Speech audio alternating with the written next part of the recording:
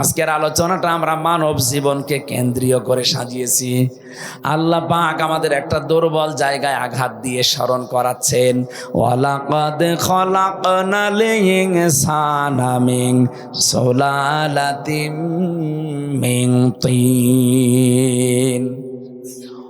অবশ্যই আমি আল্লাহ মানুষকে মাটির নির্যাস দিয়ে বানিয়েছি। আল্লাহ আমাদেরকে মাটি দিয়ে বানিয়েছে, মাটির নির্যাস দিয়ে বানিয়েছে। এ কথা বললেন কেন? আমরা অনেকেই আল্লাহকে ভুলে গেছি। এই দুর্বল জায়গাটায় আল্লাহ আঘাত দিয়ে আমরা যেন ফিরে আসি, প্রথম নম্বর কারণই এইটা। বাস্তবতা দেখি আমরা তো ফিরে আসি না, আমাদের বিদ্যা আরো বেড়ে যায়। আল্লাহ রাব্বুল আলামিন বলেন, হাল আতা আলাল ইনসানি হিনুম মিনাদ দাহরি লাম ইয়াকুন শাইআম মাযকুরা। ও মানুষ, তোমার জীবনে কি এমন সময় অতিবাহিত হয়নি যে সময় তুমি উল্লেখ করার মতো কিছু ছিলে না? তাফসিরে ফি জিলালিল কোরআন থেকে কয়েকটা তথ্য পেয়েছি, একটু মিলাবেন। মানুষের এই জায়গায় আল্লাহ কেন আঘাত দিলেন? আমরা যে মাটির তৈরি, তার তিনটা কারণ। এক নম্বরে আমাদের যিনি আদি পিতা হযরতে আদম এবং হাওয়া, এই দুইজনেই কিসের তৈরি? মাটির। বলেন বলেন। সন্তান যদি মাটির হয়, বাবা যদি মাটির হয়, সন্তানও মাটির হবে। বাবা যদি আগুনের হয়, সন্তানও আগুনের হবে। কথা বলেন ঠিক কিনা? দুই নম্বরে, সব খাদ্য দুনিয়ায় মাটি থেকে উৎপন্ন হয়। এই জন্যে এখান থেকে শিক্ষা যে আমরা মাটির তৈরি। পৃথিবীর এমন কোনো খাবার নেই যার মূল মাটি না, মাটি থেকে সব। তিন নম্বরে, মাটি থেকে খাবারের পরে খাবার তৈরি হয়, তৈরি হওয়ার পরে এটা দিয়ে বীর্য তৈরি হয়। বীর্য বাবার স্ফলিঙ্গ দিয়ে মায়ের রেহেমের ভেতরে প্রবেশ করে। মূল জিনিস কিন্তু মাটি। মূল কি? বিজ্ঞান প্রমাণ করছে এই মাটি দিয়ে মানুষকে আল্লাহ বানিয়েছে। এই মাটির ভেতরে কমপক্ষে 10টা উপাদান পাওয়া যাচ্ছে। মানুষের এই পুরা বডি আল্লাহ পাক বানিয়ে দেখা গেছে 13টা জিনিস পাওয়া যায় মানুষের ভেতরে। এক মাটির ভেতরে আছে 10টা। কয়টা? আমি মাটির ভেতর থেকে মৃত্তিকা গবেষণাগার আছে গাজীপুরে, এই তথ্যটা ওখান থেকে পেয়েছি। 10টা জিনিস তারা মাটি থেকে বের করেছে। মাটির ভেতরে অক্সিজেন আছে, সিলিকন আছে, অ্যালুমিনিয়াম আছে, আয়রন আছে, ক্যালসিয়াম আছে, পটাশিয়াম আছে, সোডিয়াম আছে, ম্যাগনেসিয়াম আছে, নাইট্রোজেন আছে, হাইড্রোজেন আছে। কয়টা? বলেন বলেন। এ 10টা জিনিস শুধু মাটির ভেতরে। আল্লাহ রাব্বুল আলামিন বলেন, ইয়াখরুজু মিন বাইনিস সুলবি ওয়াত তারাইব। বাবার স্ফলিঙ্গ দিয়ে যেটা বের হয়ে মায়ের রেহেমে জমা হয়েছে, এখানে সলবন 1 বচন, তারাইব বহু বচন। সলবন আল্লাহ 1 বচন দিলেন কেন? তারাইব বহু বচন দিলেন কেন? সলবন বলা হয় বাবার লজ্জাস্থানকে, তারাইব বলা হয় মায়ের লজ্জাস্থানকে। মায়ের বেলায় আল্লাহ বহু বচন, বাবার বেলায় 1 বচন। কেন? সন্তান তৈরি করতে গিয়ে শুধু মা লাগে, বাবা লাগে না। কথা বলে না কেন? বিজ্ঞান প্রমাণ করেছে তারা। এবার সলবন নিয়ে, এটা আপনি ডক্টর জাকির নায়েকের লেখা 12 খণ্ড লেকচার আছে, ওর ভেতরে পাবেন। এই আয়াতের তাফসিরে এত সুন্দর করে তিনি সাজিয়েছেন। আমি বহু তাফসিরের আগে পড়েছি, কিন্তু এই তথ্যটা পাইনি। তিনি ওখানে লিখেছেন, তিনি যেহেতু একটা ডাক্তার না, উনি যেহেতু ডাক্তার, গবেষণা করে লিখেছে, বাবা এই পৃথিবীতে সন্তানের জন্য যে পরিমাণ কষ্ট সহ্য করে জন্ম দিতে গিয়ে, মা কমপক্ষে বাবার চাইতে 3 গুণ কষ্ট বেশি সহ্য করে। আমরা জানি 1-এর পরে হয় 2, 2-এর পরে যা হবে সব 1 বচন, 2 বচন না বহু বচন? বলেন বলেন। এই জন্য আল্লাহ তারাইব বহু বচন দিয়েছেন।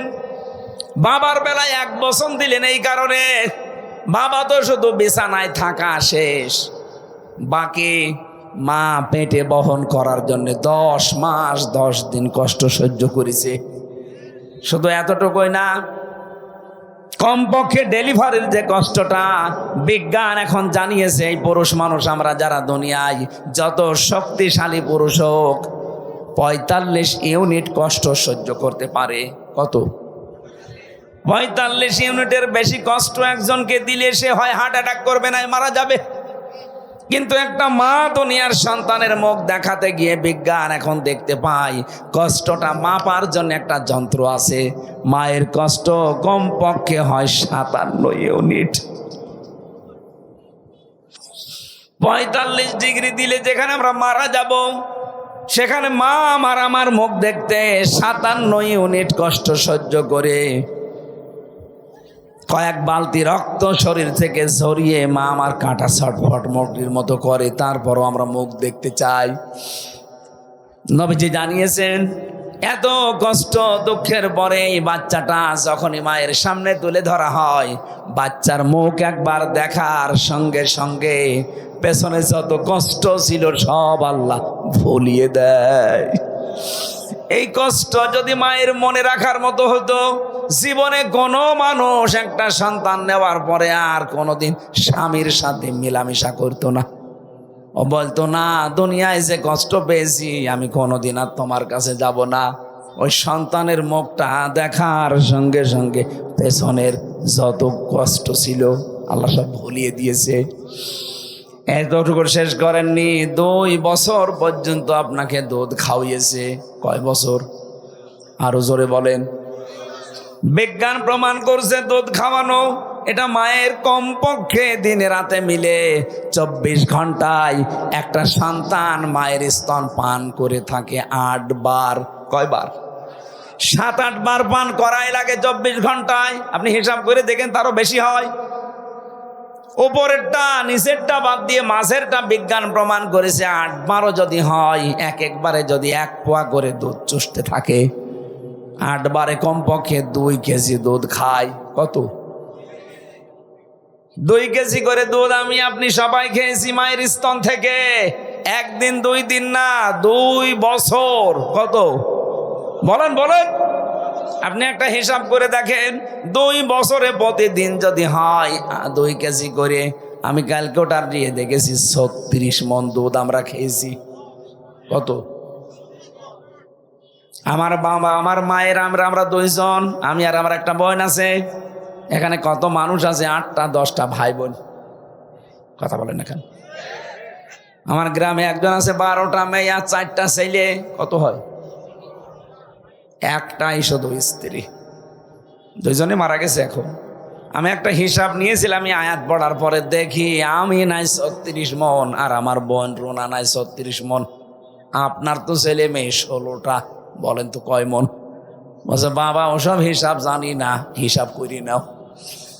হিসাব একটা টানলাম, দেখি আপনি বলেন তো কত মণ হয়? 772 মণ হয়েছে। অথচ মায়ের ওজন মাত্র 60 কেজি। 60 কেজি জায়গা থেকে আমার আল্লাহ এতগুলো দুধ দুনিয়ার সন্তানদের জন্য বের করে দিলেন। আমার মনে হয় এখনো যদি ছেলে মেয়ে হইতো তো দুধও আল্লাহ দিত। এটা একটা কুদরতের মেশিন। কথা বলেন ঠিক কিনা? এই যে 3টা কষ্ট বাবার চাইতে মায়ের বেশি হইলো, পেটে রাখা,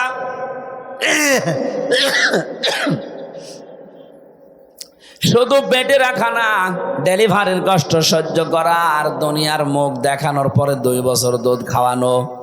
নবীজি জানিয়েছেন পৃথিবীর মানুষেরা, তোমাদের কাছে বাবার তুলনায় মায়ের গুণ আমি 3 গুণ বৃদ্ধি করে দিয়েছি এই তারঈবের জন্যে। জোরে বলেন সুবহানাল্লাহ। মানুষ যখন এই বীর্যটা মায়ের রেহেমের ভেতরে যেতে থাকে, বিজ্ঞান এখন দেখতে পাচ্ছে কমপক্ষে 1 ফোঁটা বীর্য দিয়ে 40,000 আদম বানানো যায়। কত হাজার? বলেন বলেন। এই 40,000ই একবারে মায়ের পেট থেকে আসতে পারতো, কিন্তু মায়ের পেটে জায়গা নেই। বাবার এই স্ফলিঙ্গ দিয়ে যখন বের হয়ে যায়, এখান থেকে মায়ের ওই জরায়ু পর্যন্ত যে নাপাক পানির থলিটা আছে, রেহেম বলা হয়, এখানে যেতে যেতে দেওয়ালের সাথে ধাক্কা লাগে, কেউ পড়ে যায়, কেউ মরে যায়। আমার তো জীবনের প্রতিযোগিতা শুরু হয়েছে সেই জন্ম থেকে, অথচ আজ আমরা প্রতিযোগিতায় হেরে যাই। কত স্ট্রাগল করে, কত কষ্ট স্বীকার করে, প্রতিযোগিতা করে ওই জায়গায় গেছি আমি। তারপরে হামজা আমি দুনিয়ায় আসলাম। আমার কত ভাই বোন ছিল, তারা পড়ে মরে গেছে। কথা বলে না কেন? তাহলে আমাকে সিদ্ধান্ত নেওয়া লাগবে আমার মঞ্জিলে মকসুদ পর্যন্ত, আসল যেটা আমার জায়গা, এখানে নাই দুনিয়া আসার জন্য মায়ের রেহেম, আর আমার জান্নাতে যাওয়ার জন্যে আমার জীবনের শেষ দিন। এ পর্যন্ত আমাকে লড়াই করে যেতেই হবে। ওয়াবুদ রাব্বাকা হাত্তা ইয়াতিয়াকাল ইয়াকিন। ও হামজা, ইবাদত বন্দেগী করো ওই পর্যন্ত, যতদিন পর্যন্ত তোমার মরণ না আসে। তার মানে আমার মরণ আসা পর্যন্ত আমার এই সব সময় স্ট্রাগল করে দেওয়া লাগবে, কষ্ট স্বীকার করা লাগবে, প্রতিযোগিতা করা লাগবে। লাকাদ খালাকনাল ইনসানা ফি কাবাদ। আমি মানুষকে বানিয়েছি এই কষ্টের পরে কষ্ট সহ্য করে। এ মানুষ যখন কষ্ট সহ্য করবে 40 দিন পরে পরে আমার আল্লাহ এটা পাল্টাতে থাকবে। আল্লাহ রাব্বুল আলামিন বলেন, সুম্মা খালাকনান নুতফাতা আলাকাতান ফাখালাকনাল আলাকাতা মুদগাতান ফাখালাকনাল মুদগাতা ইযামা ফাকাসাউনাল ইযামা লাহমা সুম্মা আনশাআনাহু খালকান আখার ফাতাবারাকাল্লাহু আহসানুল খালিকিন। বলেন আল্লাহু আকবার। একটু নিজের জীবনের দিকে তাকান। আপনি সেজদা দিতে বাধ্য হবেন আল্লাহকে। বড় বড় নাস্তিক হোক, মানি না তোর আল্লাহকে, এই কথাও যারা বলে তারা আয়াত পড়ার পরে নত হতে বাধ্য, যদি বুঝে থাকে। আল্লাহ পাক বলেন, একটা ইন্টেনসিভ কেয়ার ইউনিট যেখানে দুনিয়ার কোনো সার্ম যেতে পারে না, এই জায়গায় 40 দিন ধরে রাখলাম। এরপরে আমি নোতফা থেকে ধরে আমি আলাক বানালাম, এরপরে আলাক থেকে তোকে আমি মদগা বানালাম, এরপরে মদগা থেকে চামড়া দিয়ে গোশত দিয়ে এটা আমি ঢেকে দিলাম।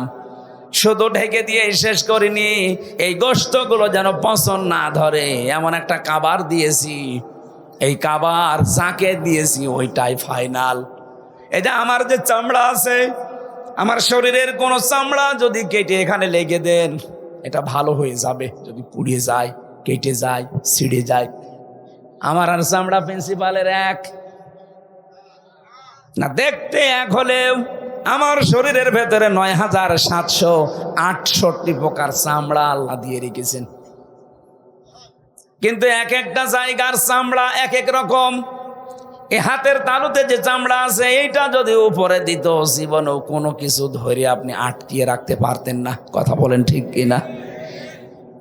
দুইটা জায়গার চামড়া আল্লাহ পুরা আলাদা করে দিয়েছেন, লজ্জা স্থানের আর জহ্বার। এত এত চামড়া দিলেন শরীরের ভেতরে গোশতগুলো সংরক্ষণ করার জন্যে। আল্লাহ পাক বলেন, মানুষের ভেতরে আমি হাড্ডি দিয়েছি 360টা জোড়া দিয়েছি। নবীজি বলেন, তোমরা প্রতিদিন এই জোড়া আছে আল্লাহ দিলেন 360টা, সাদগা দান করবা, তাহলে এই জোড়ার হক আদায় হবে। সাহাবেরা বলে, হুজুর আমরা গরিব মানুষ, টাকা পয়সা। বিশ্ব নবী বলেন, 2টা কাজ করতে পারলে এই হাড়ের সাদগা আদায় হয়ে যাবে জয়েন্টের। মসজিদের ভেতরে যদি কোনো ময়লা দেখো, নিজের দায়িত্বে তুলে ফেলে দিবা। 2 নম্বরে, দস্তরখানা বিছিয়ে খাবার খাবা, যদি খাবার পড়ে যায় ওই খাবার তুলে খাবা। অথচ এই 2টা আমলের একটাও আমরা ধনী মানুষরা করতে চাই না। বলি এ আবার কাজ হইল? মসজিদের ময়লা পরিষ্কার করার জন্য ইমাম আছে, খাদেম আছে, মুয়াজ্জিন আছে, ওরা আমি লাট সাহেব। আরে ভাই, আপনার এই হাড়ের এই যে 360টা জোড়া দেওয়া আছে, জোড়ার সাদগা দেবে আপনার কোন বাবা? এটা সাদগা দুনিয়া আদায় করা জায়গা, এটা করে যাবেন। মসজিদে প্রবেশ করলে এটা আপনার দায়িত্ব হয়ে পড়ে। কথা বলেন ঠিক কিনা?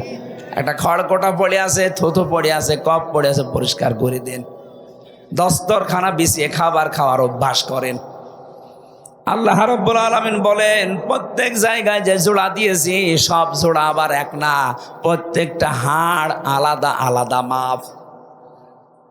এক এক জায়গার হাড় এক এক রকম।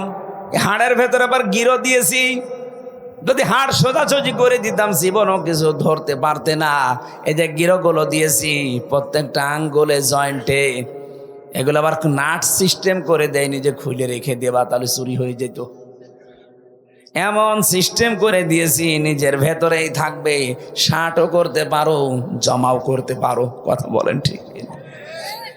আল্লাহ পাক বলেন এই যে আস্তে আস্তে 3:40 পরে যখন তোর ভেতরে খাবারের উদ্রেক দেখা যায়, মায়ের মাসিক অসুখ বন্ধ করে নাভির সাথে নাভির তার জড়িয়ে আমি খাবারের ব্যবস্থা করি। এতটুকু শেষ হয়নি, 6 মাস হবার পরে এখন 3টা জিনিস তার লাগবে, মাস্ট বি। একটা হচ্ছে শ্রবণ শক্তি, একটা হচ্ছে দর্শন শক্তি, আর একটা বাক শক্তি। এই 3টা জিনিস আমি আল্লাহ নিজের পক্ষ থেকে দান করি। ওদিকে মাটির উপাদানের ভেতরে আছে 10টা। কয়টা? আল্লাহর পক্ষ থেকে আল্লাহ দিয়েছেন 3টা, কোন তাফসিরে বেশি 5টা। সেখানে আছে শ্রবণ শক্তি, দর্শন শক্তি, বাক শক্তি, আকেল শক্তি আর ঘ্রাণ শক্তি। 8, 5, 13টা জিনিস যখন এক হয়ে যায়, 6 মাস পরে মায়ের পেটের ভেতরে আমার আল্লাহ এবার আকৃতিটা দিয়ে দেয়। ওরা বডি বানিয়েছে ফেরেশতারা, আর আকার, এই আকৃতি এইটুকু বানিয়েছে আল্লাহ নিজের কুদরতি হাতে। এটা বানানোর পরে আল্লাহ বলেন আমার সিদ্ধান্ত মতো এটা ছেলে হবে না মেয়ে হবে।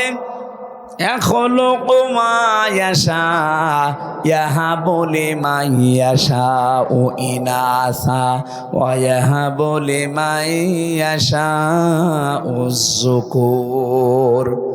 এটা ছেলে না মেয়ে সিদ্ধান্ত যখন আমি দেই, আল্লাযী ইউসাউবিরুকুম ফিল আরহামি কাইফা ইয়াশা, মায়ের রেহেমের ভেতরে তোমাদের আকৃতি আমি আল্লাহ নিজের মন মতো করে বানিয়েছি। এটা বানানো কমপ্লিট হওয়ার পর ফেরেশতারা বলতে থাকে আল্লাহ এটা বের করার দায়িত্ব। আল্লাহ বলেন আমার আল্লাহু আখরাজাকুম মিন বুতুনি উম্মাহাতিকুম। আস্তে করে বাচ্চার আকারে তোকে আমি ওই ছোট্ট জায়গা দিয়ে বের করে নিয়ে আসবো। এ দায়িত্ব কার? আরো জোরে বলেন। কিন্তু এখন আমরা অধিকাংশ শ্বশুর আর শাশুড়ি জামাইয়ের ওপরে চাপ দিয়ে দায়িত্ব দিয়ে দিয়েছি ডাক্তারকে। কথা বলেন না কেন? শ্বশুর শাশুড়ি যারা আছেন একটু শক্ত হতে পারেন না? আপনার জাদুর কষ্ট হবে এই বলে যদি আপনি তাকে জামাইকে চাপ দিয়ে সিজার করান, আপনি জানেন তার কি ক্ষতি করে দিলেন। প্রথমে যে সিজার করেছে, নর্মালে বাচ্চা হওয়ার চেষ্টা না করে আন্দাজে যারা সিজার করে, সিজার তো ওই সময় হবে যখন পেন উঠবে, নর্মালে হচ্ছে না, ডাক্তারদের বোর্ড বসবে, বোর্ডে সিদ্ধান্ত হবে, এরপরে সিজার। আমার মনে হয় প্রথম সন্তান যাদের হবে এ সময় সিজার না করে খুব বেশি বেশি নর্মালে চেষ্টা করবেন। একেবারে না হলে মেডিকেল বোর্ড বসাবেন, ডাক্তারদের বোর্ড বসে সিদ্ধান্ত নেওয়ার পরে সর্বশেষ। হ্যাঁ, মরে গেলে যাক। প্রশ্ন আসতে পারে মেয়ে তো আপনার না। আরে ভাই, মেয়েকে আপনি সারা জীবন রাখবেন। ওই যে সন্তান হতে যে যদি মারা যায়, ও তো শাহাদতের মরণ পাবে, শহীদ হয়ে উঠবে কিয়ামতে এই সন্তানটার কারণে। আর আপনি যা করে দিলেন সারা জীবনের জন্য আপনার জামাইয়ের কাছে ও সংসারের অযোগ্য হয়ে যাচ্ছে। আমি গোপন কথা বললাম না। যত মানুষ যেখানে বসে আছে স্টেজের দিকে তাকান, এদের একটার মাকেও তো সিজার করা লাগে নাই। এরা কি আসে নাই দুনিয়ায় নাকি আকাশ থেকে পড়িস? এরাও তো মানুষ, আমরাও তো মানুষ। আমরা যদি আসতে পারি মায়ের পেট থেকে, তো ওরা পারবে না কোন কারণে? অধিকাংশ গুলো পারে না। আমি যা দেখি শ্বশুর শাশুড়ির কারণে। ওরা বলে না আমার জাদুর কষ্ট হবে। তো জাদুর কষ্ট হবে, ওই কাজ করে দিলে সারা জীবন যে সংসারের অযোগ্য হয়ে পড়বে। তখন জামাইয়ের কথা শুনতে শুনতে বাকিটা আর বললাম না। কথা বলেন না কেন? আর একটা বিয়ে করতে যাবে, আমার মেয়ে রেখে আর একটা বিয়ে করবে মানে তার মেয়ে তো নষ্ট করে ফেলেছিস। আল্লাহ রাব্বুল আলামিন বলেন একটা আলাদা আকৃতি তোমাকে দেওয়ার পর এই দুনিয়াতে আমি নিয়ে আসলাম। কত উত্তম সৃষ্টিকারী আমি আল্লাহ, তুমি লক্ষ্য করেছো? কেন এই বিশাল জায়গা দিয়ে দুনিয়ার ময়দানে বিশালত্ব একটা বিশাল পৃথিবীতে তোমারে রাখলাম কেন জানো? আমি চাই দুনিয়ায় কিছুদিন ঘোরাফেরা করার মাধ্যমে একটা পরীক্ষা দিয়ে আসো। আল্লাযী খালাকাল মাউতা ওয়াল হায়াতা লিয়াবলুয়াকুম আইয়ুকুম আহসানু আমালা। আমি চাই তোমরা একটা পরীক্ষা দিয়ে আমার কাছে আসো, ভালো কাজ কে করতে পারো। সুম্মা ইন্নাকুম বাদা যালিকা লামাইয়িতুন, এরপরে আমি তোমাদেরকে মওত দেব। কি দেব? এইটাই দুনিয়ার ফাইনাল খেলা, মরতেই হবে। ও বগুড়াবাসী, আল্লাহ এই জন্যে আয়াত শুরু করেছেন আল্লাযী খালাকাল মাউতা দিয়ে, যে মৌত বানিয়েছি আগে, এরপরে ওয়াল হায়াতা, হায়াত বানিয়েছি। আমি সব এই আয়াত থেকে শিক্ষা নিতে চাই, মরাই যখন লাগবে, দুনিয়ায় যে যাই করি না কেন, করছি না কেন, আমার যে আসল টার্গেট জান্নাত, মরা যেহেতু লাগবেই লাগবে, আগে ওই টার্গেটটা ফুলফিল করি। কথা বলেন ঠিক কিনা? এই কথাটা শেষ। এখানে যত মানুষ বসে আছি, 100 বছর পরে এখানে আর কেউ থাকবো? বলেন বলেন। যত মানুষ এখানে আছি, যদি ওর 1 বছর বয়স হয়, 100 বছর পরে আমরা সবাই মাটির নিচে। হ্যাঁ, এখানে এরকম মানুষই থাকবে, কিন্তু সব নতুন মানুষ। কথা বলেন না কেন? তারা এখনো দুনিয়ায় আসেনি, আসবে। 100 বছর পরে বগুড়া থাকবে, এই জমিনটা থাকবে, গাবতলী থাকবে, কর্ণীপুর থাকবে, কিন্তু এখানে আমরা একজনও থাকবো না, নতুন মানুষ জমা হবে। 200 বছর পরে যদি আপনি এই বগুড়ায়, এই গাবতলী, কর্ণীপুরে এই যে 2 তলা বাড়ি দেখছি, এই বাড়িতে কেউ যদি এসে 200 বছর পরে বলে এই বাড়িটা আমার ছিল, ঝাঁটা পিটা করবে আপনারে। এই দুনিয়া। আল্লাহ বলেন সুম্মা ইন্নাকুম বাদা যালিকা লামাইয়িতুন সুম্মা ইন্নাকুম ইয়াউমাল কিয়ামাতি তুবআসুন। এরপরে আবার তোকে আমার সামনে হাজির করব, আমার সামনে 5টা প্রশ্ন তোকে জিজ্ঞাসা করব। কিয়ামতের ময়দান যখন আল্লাহ কায়েম করবে, প্রত্যেকটি মানুষ, একজন তো, প্রতিটি মানুষ, এমনকি যত নবী রাসূল, সবাই বলবে ইয়া নাফসি ইয়া নাফসি, হে রব আমাকে বাঁচান। কে বলবে? আমি আমার চিন্তায় আছি, আমাকে বাঁচান। যেদিকে তাকাবে মানুষ, সেই দিকে শুধু এই আওয়াজ শুনতে পারবে যে আমাকে বাঁচান, আমাকে বাঁচান। হঠাৎ করে বিশাল ওই কিয়ামতের ময়দানের এক পাশ থেকে আওয়াজ আসবে, রব্বি হাবলি উম্মতি। তিনি বলবেন না যে আমাকে বাঁচান, তিনি বলবেন আমার উম্মতকে বাঁচান। কোন উম্মত? যে উম্মত বিনা ভোটে নির্বাচন করে 15 বছর থাকে না, এটা তো উম্মতই না। কেন বললাম বলেন তো? ওরা যে উম্মত না, শুধু বিনা ভোটে নির্বাচন করে ওনারা 15 বছর আছে, এই জন্য উম্মত না, তা না। সূরা হজ 78 নম্বর আয়াতের মাঝে আছে। যারা আলেম আছে একটু দেখেন তো।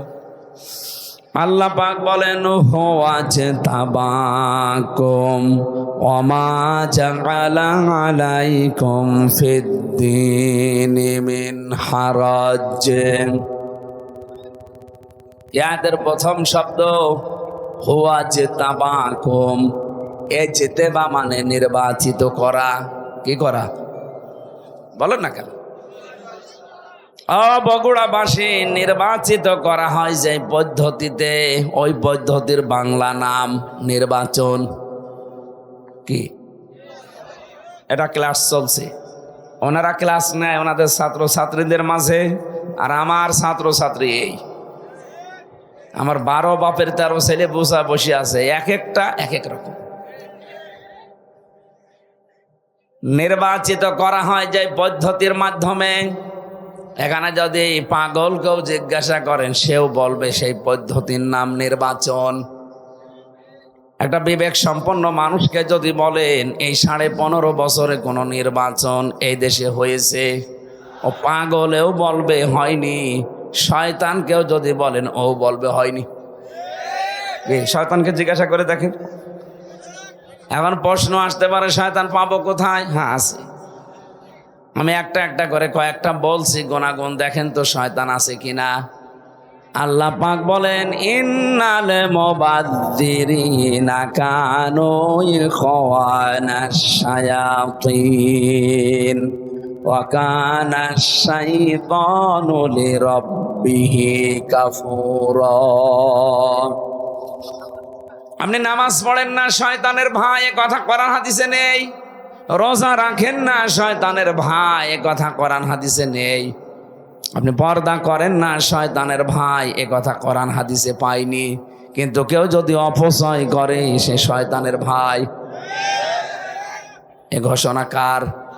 আল্লাহর। সূরা বনী ইসরাঈল আছে। শয়তানের ভাই কি হয়? শয়তান। আমি যেমন মানুষ, আমার ভাই যে হবে সেও মানুষ হবে। কথা বলেন না কেন? শয়তান যে হবে, শয়তানের ভাই হলেও সে শয়তানি হবে। দেখেন তো কত বড় ঘোষণা আল্লাহর। যারা অপচয় করে এরা সাধারণ মানুষ না, এরা শয়তানের ভাই। তাহলে যারা অপচয় করে আপনি দেখতে পান না তাদেরকে। শয়তান যদি জীবনে না দেখে থাকেন, অপচয়কারী দেখলেই বুঝবেন যে শয়তান এইটাই। 2 নম্বরে, এ পৃথিবীতে শয়তান সবসময় যৌনতা ছড়াতে ভালোবাসে। ওর কাছে লজ্জা স্থান খুব মায়া মহব্বতের জিনিস। এই জন্য নবীজি শিখিয়েছেন, যখনই টয়লেটে কাজ সারার জন্য উলঙ্গ হবে, সঙ্গে সঙ্গে তোমাকে বলা লাগবে আল্লাহুম্মা ইন্নী আউযু বিকা মিনাল খুবুসি ওয়াল খাবাইস। যত রকমের দুষ্ট জিন আর পরি আছে, সবার থেকে আল্লাহ তোমার আশ্রয় চাই। বিশ্বনবী জানিয়েছেন, দোয়া পড়ে যদি কেউ বাম পা দিয়ে বসে, শয়তানের চোখের ওপরে পর্দা পড়ে যায়। অথচ এখানে কত মুরব্বী মানুষ বসে আছে, জীবনে এ দোয়া পড়িনি। কথা বলছে না কেন? বের হওয়ার সময় আপনি যখন বলেন গফরানাক, হে আল্লাহ আমি ক্ষমা চাচ্ছি, কারণ এই যে 8-10 মিনিট 15 মিনিট আমি টয়লেটে বসেছিলাম, আমি তোমার কাছে ক্ষমা চাইতে পারিনি, দয়া করে মেহেরবানি করে তুমি আমারে ক্ষমা করে দাও। আলহামদুলিল্লাহিল্লাযী আযহাবা আন্নিল আযা ওয়া আফানি। তোমার প্রশংসা আদায় করছি, কারণ আমার পেটের ভেতর থেকে গন্ধ এবং কষ্টদায়ক জিনিস তুমি বের করে আমাকে শান্তি, স্বস্তি, নিরাপত্তা দিলে। বিজ্ঞান এখন প্রমাণ করছে, টয়লেট যদি আপনার বন্ধ হয়ে যায়, বিশেষ করে প্রস্রাব, এটা যদি স্বাভাবিক অবস্থায় আবার ফিরিয়ে আনতে চান, এদেশের চিকিৎসা ব্যবস্থায় কমপক্ষে 12,000 টাকা খরচ হবে। শুধু পেশাব বন্ধ হয়ে গেলে যদি একবার আপনাকে পেশাব করিয়ে স্বাভাবিক করা লাগে, কারণ এটা যতক্ষণ জমা থাকবে আপনার কিডনি নষ্ট হয়ে যাবে। কথা বুঝতেছেন? এটা একবার বের করতে যদি 12,000 টাকা লাগে, এখানে কত মানুষ আমরা আছি কমপক্ষে 24 ঘন্টার ভেতরে 4-5 বার করে পেশাবখানায় যায়। এই কথা বলছেন না কেন? কিছুই যদি আপনার না করে আল্লাহ, 5 বারে পেশাব করতে 5 বার 60,000 টাকা আপনার পেছনে খরচ। এই যে সূর্যটা দেখতে পান, 30,000 কোটি ফারেনহাইট বিদ্যুৎ খরচ হচ্ছে 1 সেকেন্ড জ্বালাতে। 24টা ঘন্টা আল্লাহ আমার 12টা ঘন্টা অন্তত আমাদের মাথার উপরে রেখে দিয়েছে। এক সেকেন্ডে যদি 30,000 কোটি ফারেনহাইট বিদ্যুৎ খরচ হয়, কোনদিন জিবরাইল এসে বিলের কাগজ নিয়ে বলে না যে ভাই এই টাকাটা দিন, বলেছে? আমাদের যে মেজাজ, আমার মনে হয় কোনো বাড়িতে যদি জিবরাইল যে বলতো এই যে বিলের কাগজ, যে কাপড় শুকিয়েছেন, এই কাপড় শুকানোর বিল, আমার মনে হয় জিবরাইল আরশ পর্যন্ত যাওয়ার আগেই মার্ডার হয়ে যাবে। অথচ আজ পর্যন্ত কোনোদিন আমার কাছে বিলের কাগজ আল্লাহ জিবরাইলকে দিয়ে ধরিয়ে দেয়নি। কথা বলেন ঠিক কিনা? বগুড়াবাসী, ক্লাস চলছে কিন্তু খুব খেয়াল করে আপনার রোল নাম্বার যেন 1, 2, 3 ভেতরে থাকে। আপনি এমন ছাত্র হবেন না যে 82 রোল আপনার। এক ছাত্র এসে প্রিন্সিপালের কাছে বলছে, স্যার হয় ছুটি দেন, নাই আমি গেলাম। স্যার চিন্তা করছে, ও যে পজিশনে আছে, ও ছুটি দিলেও যাবে, না দিলেও দৌড় দেবে। তাই তোর রোল নাম্বার কত? 82। 82 রোল। ছেলে মেয়ে কয়টা ক্লাসে? 82টা। 82টা ছেলে মেয়ে, ওর রোল নাম্বার 82। ও খুব ভালো ছাত্র। বলেন বলেন, ওর জীবনের কোনো উদ্দেশ্য আছে? শুধু আসে আর পালিয়ে চলে যায়। আপনি ওই রকম ভাবে না, 1 2 3-এর মতো রোল নাম্বার যারা, তারা যেভাবে অ্যাক্টিভ ভাবে কান খাড়া করে বিষয়গুলো শোনে, ওগুলো শুনে হজম করার চেষ্টা চালান। এবার শয়তান আমরা অনেকেই মনে করি দেখতে পাই না যে মানুষগুলো যৌনতা ছড়াতে ভালোবাসে, আপনি বিশ্বাস করে নিতে পারেন ওইটাই শয়তান। ফিল্মে যারা কাজ করছে বলেন তো, এ মানুষগুলো যৌনতা ছড়ানো ছাড়া কি আছে তাদের এই সিনেমাতে? আগেকার সিনেমাগুলো মানুষ দেখতো আর শিক্ষা নিত আর কান্নাকাটি করতো, যে কোনো একটা বিষয় তারা তুলে ধরতো। আর এখন সিনেমা শুরু হয় যৌনতা দিয়ে, শেষ হয় দর্শন দিয়ে। যারা এই জগতের সাথে আছেন, আমার তো মনে হয় মাঝে মাঝে যে তারা তাদের মেয়ে ছেলে নাতি এদের কাছে কি হিসাবে বিবেচিত হয়। আপনি মানুষ, হ্যাঁ?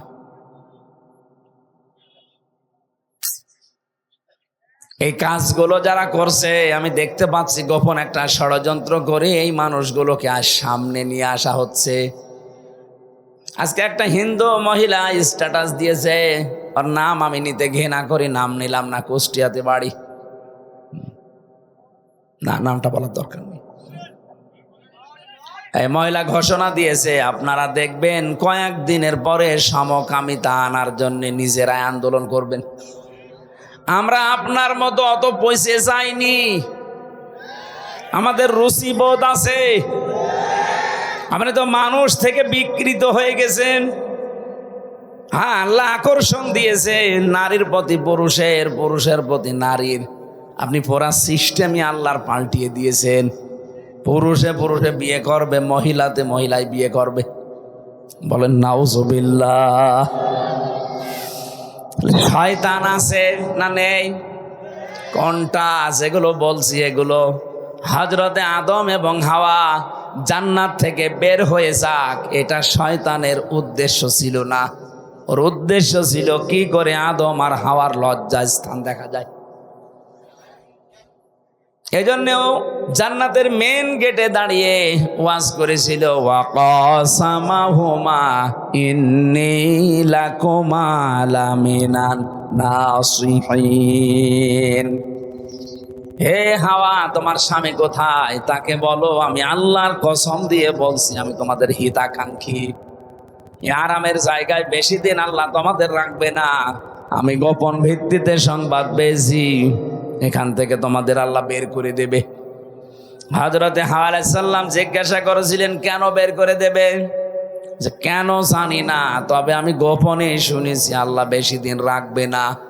ওই যে গাছের কাছে যাওয়া নিষেধ কেন? এইটার কারণে।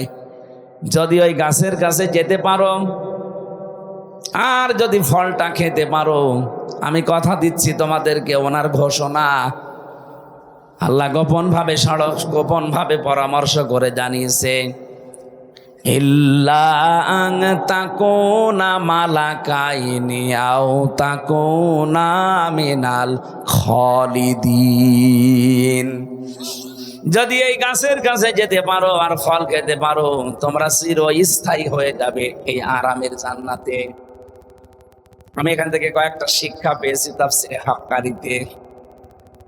আদম আলাইহিস সালাম বাড়িতে মানে জান্নাতের ওই জায়গায় ছিলেন না, তিনি বাইরে ছিলেন। হাওয়া আলাইহিস সালামকে পেয়ে যে ওয়াজ করছে, তার নাম শয়তান। বলেন না কেন? তার মানে শয়তান ওয়াজ করে। শয়তানের ওয়াজের ধরন একটা, প্রথমেই ও কথা বলার আগেই কেঁদে ফেলে। এটা শয়তানের ওয়াজের ধরন। ও জান্নাতের মেন গেটে দাঁড়িয়ে হযরতে হাওয়াকে যে ওয়াজ করবে, কথা বলার আগেই কেঁদে ফেলেছে। হাওয়া আলাইহিস সালাম বলেন, আপনি কাঁদেন কেন? কান্না বন্ধ করেন। কি করবেন করেন, বলছে না, কাঁদি আমার জন্যে না, কাঁদি তোমাদের জন্যে। আপনি দেখেন আজ দুনিয়াতে, আমার তো নিজের চোখে দেখা, এই দেশে যারা শয়তান ছিল তারা দেখবেন কথা বলার আগেই কেঁদে ফেলতো। আমাকে বেশি বললাম, আমার কেউ নেই বলে আগে কেঁদে ফেলে। তোর কেউ নেই, আমরা করব কি? আমরা কি তোমার বাপকে এনে দিতে পারবো? তোমার ভাইকে এনে দিতে পারবো? তোমার কেউ নেই বলে যে কান্নাকাটি শুরু করো, এ অভ্যাস তো শয়তানের। তুমি কি শয়তান নাকি? তার মানে শয়তানের সার তার ভেতরে আছে। এই জন্য কথা বলার আগে যারা কেঁদে ফেলে, বুঝবেন এটা তার অভিনয়। আমার এই জীবনে দেখা ওনার একটা শুধু অভিনয় ছিল না। আগস্টের 5 তারিখের আগে যেই দিন চলে যাবে ওই দিন আর অভিনয় না, ওই দিন সত্যি কেঁদেছে। ওই দিন শুধু কেঁদেছে, বাকি জীবনটাই অভিনয়। কি মুখে যেটা বলতো ওইটা করতো না, যেটা বলতো না ওইটা করতো। সরঞ্জিৎ বাবু এজন্য বলেছিলে বাঘে ধরলে ছাড়ে, উনি ধরলে ছাড়ে না। যা আমার জীবনে আমি নিজে পরীক্ষিত। আমারে যদি কোনো সলিমদ্দি ধরতো, খুব বেশি হলেও 3 দিনের পর আমি বের হয়ে চলে আসতাম। ধৈর্য ছিল তো উনি। 33 বারের উপরে উঠেছে আদালতে, বলে না হবে না, পারমিশন লাগবে। লাল কালি দিয়ে উনি নিজে সই করে বলেছে হবে না, যেদিন উনি বলবে সেই দিন হবে। নাই তো সে মামলা দিয়েছে, সাজা লাগিয়ে দিলেও সর্বোচ্চ 3 মাস। কত? আর আমার থাকা লাগলো বিনা কারণে 3 বছর। হযরতে হাওয়া বললেন আপনি কাঁদবেন না, আপনি ওয়াজ করেন। কি ওয়াজ করতে চান? হাওয়া আলাইহিস সালামের এই যে কথা বলার পরে ও দুর্বলতা খুঁজে পেয়েছে, এই তো আমার কথায় কাজ হবে। ডাক দিয়ে বলেছে দেখো, গোপন ভিত্তিতে সংবাদ পেলাম এই আরামের জায়গায় নাকি তোমাদের রাখা হবে না। মেয়েদের জন্মগত একটা অভ্যাস আছে, ওরা যদি কোনো জায়গায় একবার শান্তি পেয়ে যায়, জীবন চলে গেলে ওই জায়গা ছাড়তে চায় না। হ্যাঁ, এটা অভ্যাস ওদের। ওরা যদি পরকীয়া প্রেমে একবার শান্তি পায়, 2-3টা বাচ্চা ফেলে তুই আল্লাহর রাস্তায় চলে যাবে, কিছু মনেই করবে না। আপনি দেখেন না মাঝে মাঝে ওরা যেই কাজে একবার শান্তি পেয়ে যায়, জীবন চলে গেলেও মান সম্মান, কিসের মান সম্মান, ও গুল্লায় যাক, ও যাবেই। এই জন্য একবার যদি মেয়েরা কোনো চেয়ারে বসে শান্তি পায়, আপনি কি হবে কি না হবে ওসব ভাবার চিন্তা তাদের নেই। শয়তানের প্রথম টার্গেট ছিল পুরুষ না মহিলা। কেন? যত তাফসির আমি নিজে পড়েছি, মুফাসসিরিন ইকরাম লিখেছেন শয়তানের চাইতেও চক্রান্তের আকারে মহিলারা এগিয়ে, এরা ভয়ঙ্কর চক্রান্তকারী। এটা আমি বানালাম না, সূরা ইউসুফের ভেতরে আছে 28 নম্বর আয়াত, ইন্না কাইদাকুন্না আযীম। আমি আলেমদেরকে বলছি এখানে আল্লাহ এক বচন দেয়নি, ইন্না কায়দা কুন্না বহু বচন। কি স্যার বহু বচন না? কেন? জুলাইখা তো ওখানে একা, আয়াত জুলাইখার নামে নাজিল হচ্ছে। আল্লাহ কেন মাত্র শুধু জুলাইখার নামটা উচ্চারণ করলেন না? আর যদি নাও করবেন তো এক বচন দেবেন, বহু বচন দিলেন কেন? দিয়েছেন এই কারণে কিয়ামত পর্যন্ত পুরুষের ক্ষতিকারক জিনিস যারা, তাদের ভেতরে মহিলা 1 নাম্বার, আর এদের ষড়যন্ত্র বড় ভয়ঙ্কর। এই যে আসিম শব্দ আল্লাহ ব্যবহার করলেন, ইন্না কাইদাকুন্না আযীম। আল্লাহ বলেন এদের চক্রান্ত শুধু একটা না, যুগে যুগে বহু জুলাইখার উত্তরাধিকারী উত্তরসূরি আসবে দুনিয়ায়। ইউসুফের মতো চরিত্রবান মানুষদেরকে তারা জেনার অপবাদ পর্যন্ত দেবে। দেয়নি? সংসদে দাঁড়িয়ে পর্যন্ত মাওলানা মামুনুল হকের বিরুদ্ধে, যিনি পালিয়েছে, উনি এই কথা বলেছিল। এই জেনার তহমত দেয়নি, এই কথা বলছে না কেন? এই লোকটার সাথে আমি 3 বছর ঘরে ছিলাম, ফাঁসির ওই কন্ডেম ছেলে। এ মানুষটার যে ইখলাস, তার যে ইবাদত, তার যে চরিত্র যেন নষ্ট না হয়, এজন্য 3টা বিয়ে করেছি সে। অনেকে মনে করে 3-4টে বিয়ে করলে তার চরিত্র খারাপ। আরে শয়তান, তার চরিত্র ভালো রাখার জন্যই তো বিয়ে করিস। তোর চরিত্র খারাপ এই জন্যই তো তুই হোটেলে যাস। হ্যাঁ, কথা বলে না কেন? চরিত্র খারাপ এই জন্যই তো তুই রাত কাটাস বাইরে। এই বগুড়াতে যত আবাসিক হোটেল আছে, আমি গ্যারান্টি দিচ্ছি, ঢাকার কথা বাদ, এটা বিভাগীয় শহরও না, আছে তো রংপুর, রাজশাহী, এটা একটা জেলা। এই জেলায় যত নাম করা হোটেল আছে, আপনি যান দেখবেন অনেক জেনা ব্যভিচার অলরেডি চলছে। উনি ওখানে গেলে ওনার চরিত্র ভালো হয়। আর শাইখুল হাদিস, ইবনে শাইখুল হাদিস, এই লোকটা নিজের বউ নিয়ে বেড়াতে গেছে, বলে জেনা করতে গেছে। এই চক্রান্তটা মহিলাদের, কাদের? মেয়েদের চক্রান্তে যদি কেউ ফেসে যায় একবার, তার জীবন যৌবন শেষ। এই যে আমি তার প্রমাণ। আমার এমন ভাবে ফাঁসিয়ে দিয়েছে, জীবনে ওই জঙ্গি না আমি শুনি নাই।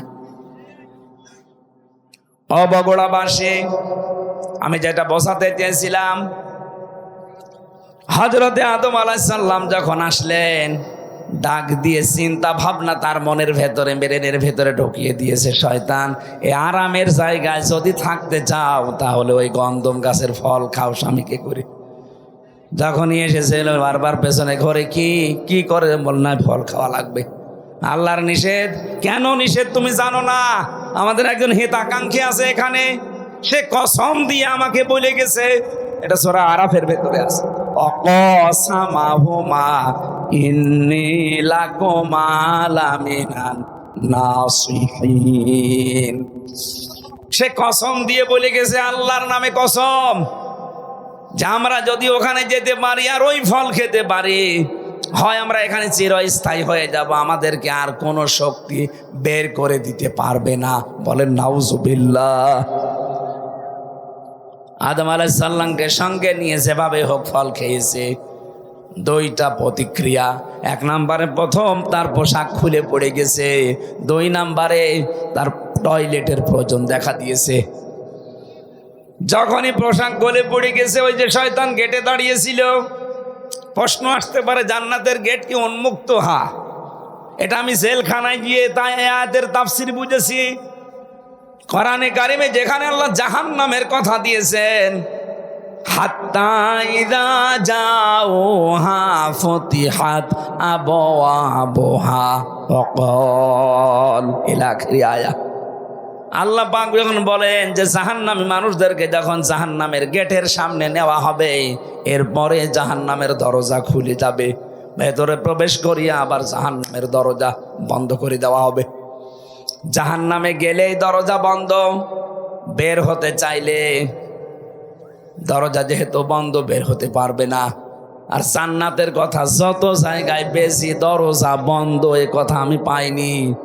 আমি দুনিয়ার জেলখানার সাথে মিলিয়ে দেখেছি, যত বড় বড় অপরাধী হোক, জেলখানায় কাছে নিয়ে গেলে দরজা বন্ধ, যাবে ভেতরে খুলে আবার বন্ধ, 24 ঘন্টা তালা লাগানো থাকে। জেলখানার মেন গেটে তা থাকে না? বগুড়া জেলখানায় যান, 24 ঘন্টা মেন গেট তালা মারা, 1-2 করে ওখানে সব সময় থাকে পাহারাদার। এটা জাহান্নামের বৈশিষ্ট্য, সব সময় বন্ধ থাকবে। আর জান্নাতের দরজা 24 ঘন্টা ওপেন থাকবে। আদম আলাইহিস সালাম আর হাওয়া আলাইহিস সালামের এই 2টা প্রতিক্রিয়া যখন, শয়তান কিন্তু ওখান থেকে দেখার পরেই তাকিয়েছে আর খিলখিল করে হাসতেছে। কারণ শয়তান যৌনতা দেখলে বেশি ভালো লাগে, ওর আনন্দ লাগে। বলেন নাউজুবিল্লাহ। আমি এ কথা বলার জন্য এ পর্যন্ত এসেছিলাম। আজ যারা নিজেদের যৌনাঙ্গগুলো উন্মুক্ত করে মানুষকে দেখাতে চান, এই মানুষগুলোর অন্তরের ভেতরে 2টা জিনিস তৈরি হয়।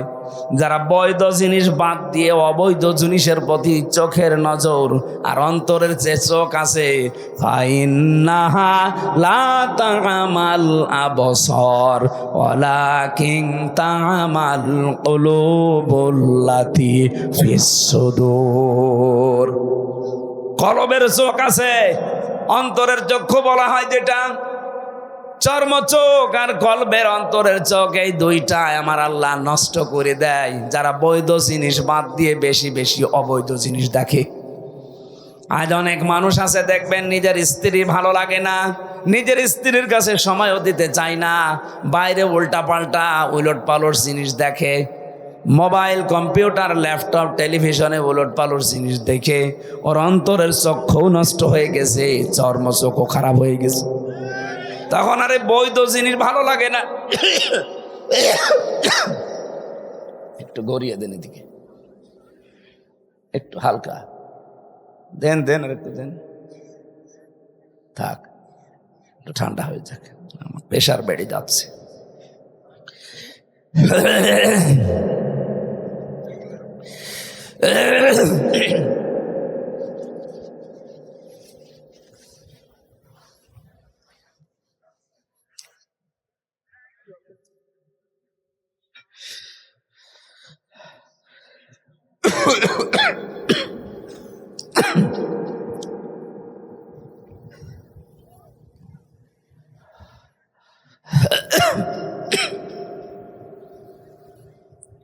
এটা খুলে নেন তো,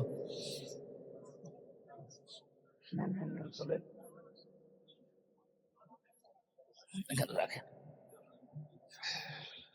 পাতলা জামা গায়ে দেওয়ার দরকার ছিল, ভেতরে ঘাইমে একেবারে। না না, দেখালে গলা বসে যাবে।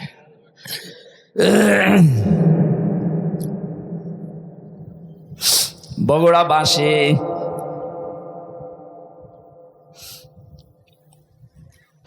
সূরা নূরের 30 নম্বর আয়াত আমার মনে হয় আল্লাহ দুইটা ঔষধ দিয়ে নাজিল করেছেন। যাদের নিজের স্ত্রী ভালো লাগে না, যাদের নিজের স্বামী ভালো লাগে না, পরপুরুষের প্রতি পর নারীর প্রতি আকর্ষণ বেশি, নাকি বগুড়া এগুলো নেই?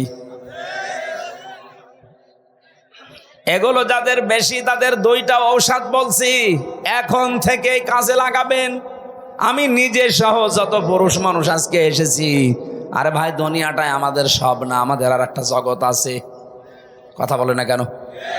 হিন্দুদের মতো তো বিশ্বাস আমরা করি না যে আর একবার জন্ম নেব না, একবারই শেষ। সুতরাং এখান থেকে যে কোনো কায়দায় চোখ বন্ধ হয়ে গেলে এই যে জীবন বিশাল শুরু হয়ে যাচ্ছে, আর শেষ নেই। ওখানে যে যেন আমরা কেউ ধরা না পড়ি।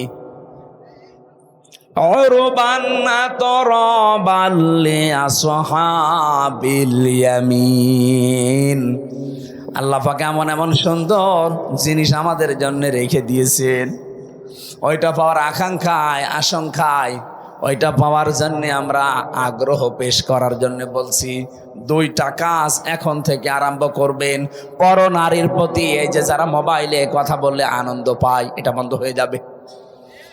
যারা উলঙ্গ নাচ দেখলে, অর্ধ উলঙ্গ মহিলা দেখলে যাদের আকর্ষণ বেড়ে যায়, এইটাও বন্ধ হয়ে যাবে সর্বোচ্চ 1 মাসে। আমি বেশি টার্গেট দিয়ে ফেললাম, 15 দিনেও পারবেন। আজকে থেকে এখনই আমল করেন, দেখেন পরিবার একটা আলাদা শান্তি পাবেন। কোন সূরা বললাম? নূর। নূর বলেন বলেন। 30 নম্বর আয়াত, 18 নম্বর পারা, 12 নম্বর পৃষ্ঠা, 7 নম্বর লাইনে আছে, উল্লিল মুমিনিনা ইয়াগুদ্দু মিন আবসারিহিম ওয়া ইয়াহফাযু ফুরুজাহুম যালিকা আযকা লাহুম ইন্নাল্লাহা খাবীরুম বিমা ইয়াসনাউন। বলেন আল্লাহু আকবার। আল্লাহ পাক বলেন, হে নবী আপনি মমিন মহিলাদেরকে, মমিন পুরুষদেরকে কথা বলে দেন, তারা যেন তাদের চক্ষুকে নিম্নগামী করে পরনারী থেকে। 2 নম্বরে তাদের লজ্জা স্থান থেকে তারা যেন হেফাজত করে রাখে, সংরক্ষণ করে, এটাকে যেন বাঁচিয়ে রাখে। যালিকা আযকা লাহুম, এইটাই তাদের জন্যে পবিত্রতার বড় মাধ্যম। কে বলছেন? বলেন বলেন। যাদের নিজের স্ত্রীর প্রতি আকর্ষণ লাগে না, ভালো লাগে না, অনেক পুরুষকে আমি কথা বলতে শুনি, বিয়ের 2-3 বছর 5 বছর পার হওয়ার পরে বলে এক জিনিস আর কত কি করব। ওই মহিলাও যদি বলে আমি এক জিনিস আর কত কি করব, সংসার টিকবে? এই জন্যই তো পর্দার বিধান। আজকে থেকে বড় নারী কে মোবাইলে হোক আর সামনাসামনি হোক, 14 জন মহিলা বাদ দিয়ে যাদের সাথে দেখা হবে সঙ্গে সঙ্গে আল্লাহর দিকে তাকিয়ে চক্ষু নিম্নগামী করা লাগবে। কি পারা যাবে না?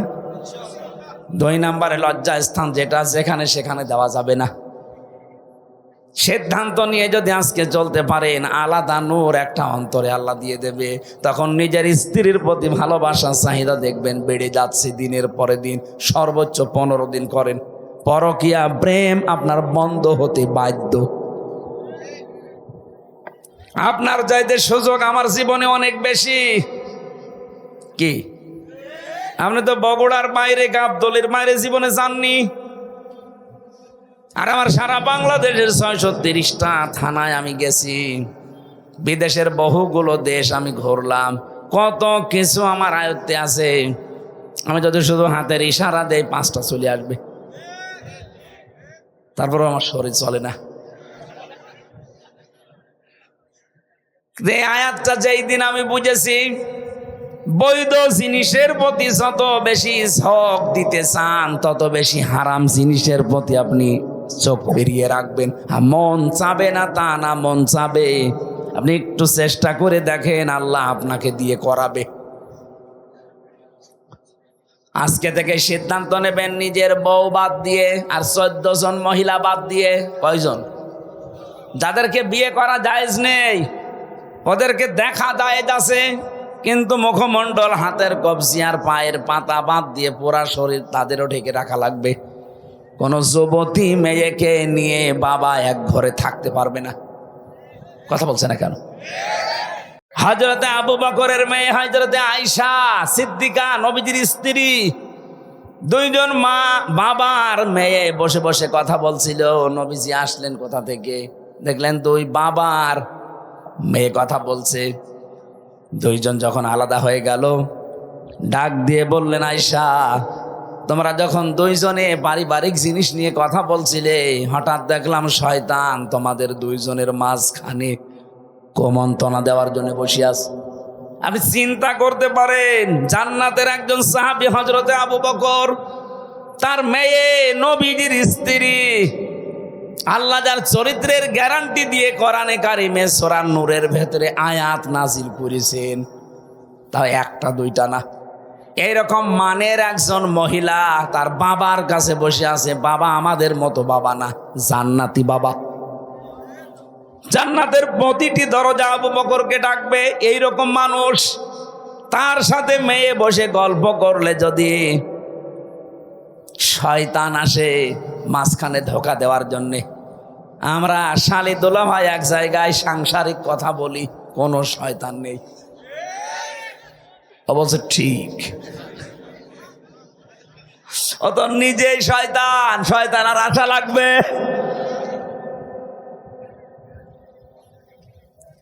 না? সাবধান থাকা লাগবে। এই ঔষধটা অ্যাপ্লাই করেন আজকে থেকে। নিষিদ্ধ জিনিস যেগুলো আছে, শুধু এই পরনারী না, মোবাইলে হোক, কম্পিউটারে হোক, বাইরে হোক, চক্ষু নিম্নগামী করে রাখবেন। দেখবেন আলাদা একটা জিনিস আল্লাহ মাস্ক বি দেবেই। 2 নম্বরে আমাদের যে লজ্জা স্থান আছে, নারীদের নারীর, পুরুষের পুরুষটা, এটা ঠিক করে রাখা লাগবে।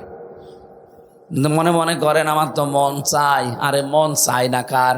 মানুষকে এই মন দিয়ে আল্লাহ বানিয়েছেন। এই মনটা কন্ট্রোল করতে যে পারে সেই পরীক্ষায় পাশ করে। আর আপনিও যদি ডোনাল্ড ট্রাম্পের মতো বাবা শাহজালাল সব হালাল, তাহলে আপনাকে জান্নাতে দেবে আল্লাহ কোন কারণে? কথা বলে না কেন? একজন খ্রিস্টান গোমেজ, মিস্টার গোমেজের জীবনী পড়ছিলাম, উনি আফসোস করে লিখেছে, হ্যাঁ মুসলমানেরা, তোমাদের কোরআন কি দুনিয়ায় একটা? মুসলমানেরা জবাব দিচ্ছে, কি বলেন আপনি? তাম দুনিয়ায় 257টা রাষ্ট্র আছে, যেখানেই মুসলমান আছে সেখানে কোরআন আছে। কথা বলে না কেন? সবার কোরআন এক। মিস্টার গোমেজ একটা খ্রিস্টান, উনি বলছে, দেখেন আমি উপন্যাস পড়ার নাম করে কোরআনে কারিমের একটা তাফসির পড়েছি, পড়াটা আমি শেষ করেছি। আমি এমনিতে ডক্টরেট করা মানুষ, অনার্স মাস্টার্স করে, পিএইচডি করে, এমফিল করে, পিএইচডি করে একজন ডক্টর মানুষ আমি। এটা আমি উপন্যাস মনে করে পড়া কোরআনের তাফসির ইংরেজিতে পড়েছি। পড়ার পরে আমার মনে হয় বিশ্বে যে মুসলমান আমি দেখি এর সাথে এ কোরআনের কোনো মিল নেই। আপনি মুসলমান দাবি করে আপনিও সুদের সাথে জড়িত, হিন্দু খ্রিস্টান বৌদ্ধ ও কোরআন মানে না, সেও সুদের সাথে জড়িত। পার্থক্যটা কই? প্র্যাকটিক্যাল লাইফে যদি কিছু বাস্তবতা পার্থক্য করে দেখাতে না পারেন, পরে আপনাকে জাহান্নামী মনে হয় আর আপনি সুদ খেয়েও নিজেকে জান্নাতি মনে হয়। আল্লাহ কি এরকম অবিচারক নাকি? প্রশ্ন আসতে পারে, আমি লা ইলাহা ইল্লাল্লাহ পড়েছি। আরে বেটা, লা ইলাহা ইল্লাল্লাহ নাকি হিন্দুর মুখস্থ আছে? কি কথা বলেন এখন? আমার দাদা মারা গেছে জেলখানায় থাকতে, উনি জীবিত অবস্থায় 18-19 সালে গল্পটা আমারে বলতেন যে স্বাধীনতার সময় একটা লোক, হিন্দু মানুষ, পাকিস্তানের ওই বাহিনী তাকে ধরার পরে বলছে, তুই মুসলমান না অন্য জাতি? আমি মুসলমান। মুসলমান, তাহলে কালেমা বল। বলছে লা ইলাহা ইল্লা আনতা সুবহানাকা ইন্নী কুনতু মিনাজ জালিমিন। দিয়েছে দুই চড়। ওই বেটা, এ কি কালেমা না মুসিবতের দোয়া? বলছে ভাই, কালেমা না মুসিবতের দোয়া জানি না, তবে আমিও মুসিবতে আছি। আমি কি কম মুসিবতে আছি? আমি এ ধর্মের লোক না, বাঁচার জন্যে আমি কালেমা মনে করে পড়লাম। আমি অনেককে বলতে শুনি বিপদে পড়লে তারা এটা পড়ে, আমি মনে করছি এটা মনে হয় বিপদের দোয়া। কালেমা না দোয়া আমি জানি না, আমি বেঁচে গেলেই হবে। যারা এই ধারণা করে আছেন যে কালেমা যখন পড়েছি জান্নাত একদিন যাবই না, আমি প্রিন্সিপাল সাহেবকে বলছি, হযরতে আবু হুরায়রা কিন্তু এই হাদিসটা শোনার পরেই বলছিলেন, মান ক্বালা লা ইলাহা ইল্লাল্লাহ ফাদাখালাল জান্নাহ, যে ব্যক্তি লা ইলাহা ইল্লাল্লাহ পড়ে সে জান্নাতে চলে যায় না। হযরতে ওমর বলেছিলেন, হে নবী আপনি এ কথা বললেন? বলে হ্যাঁ। কিভাবে বললেন? মাঝখানে আপনি ফা শব্দ দিলেন কেন? বিশ্ব নবী বলেন, ওমর এ ফায়ের ব্যাখ্যা আছে, আইয়ুহাযির মা হারামাল্লাহ। কোন মানুষ যদি কালেমা পড়ে আর হালালকে হালাল জেনে আঁকড়িয়ে ধরে, আর হারামকে হারাম জানার পরে ছেড়ে দেয়, শুধু ওই লোকটাই কালেমা পড়ে জান্নাতে যাবে। বগুড়ার মুসলমানেরা, আমি যে কথার পরিচয় দিতে পর্যন্ত এসেছি, আরেকটু ঘুরিয়ে দেন, আবার সমস্যা হচ্ছে, আবার 5 মিনিট পরে দিয়ে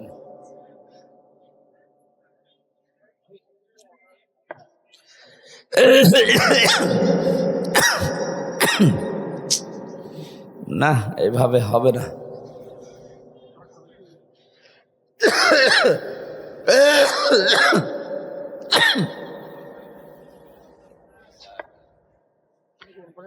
আরে ভাই, ভেতরে নষ্ট হয়ে গেছে। কিসের গরম পানি, কিসের চা? এত করে বলে যে মাহফিল বন্ধ করেন, বন্ধ করেন, ডাক্তাররা পর্যন্ত হাত পা চেপে ধরছে না। কি করি বলেন তো? শেষ করে দিলাম, আল্লাহুম্মা আমিন।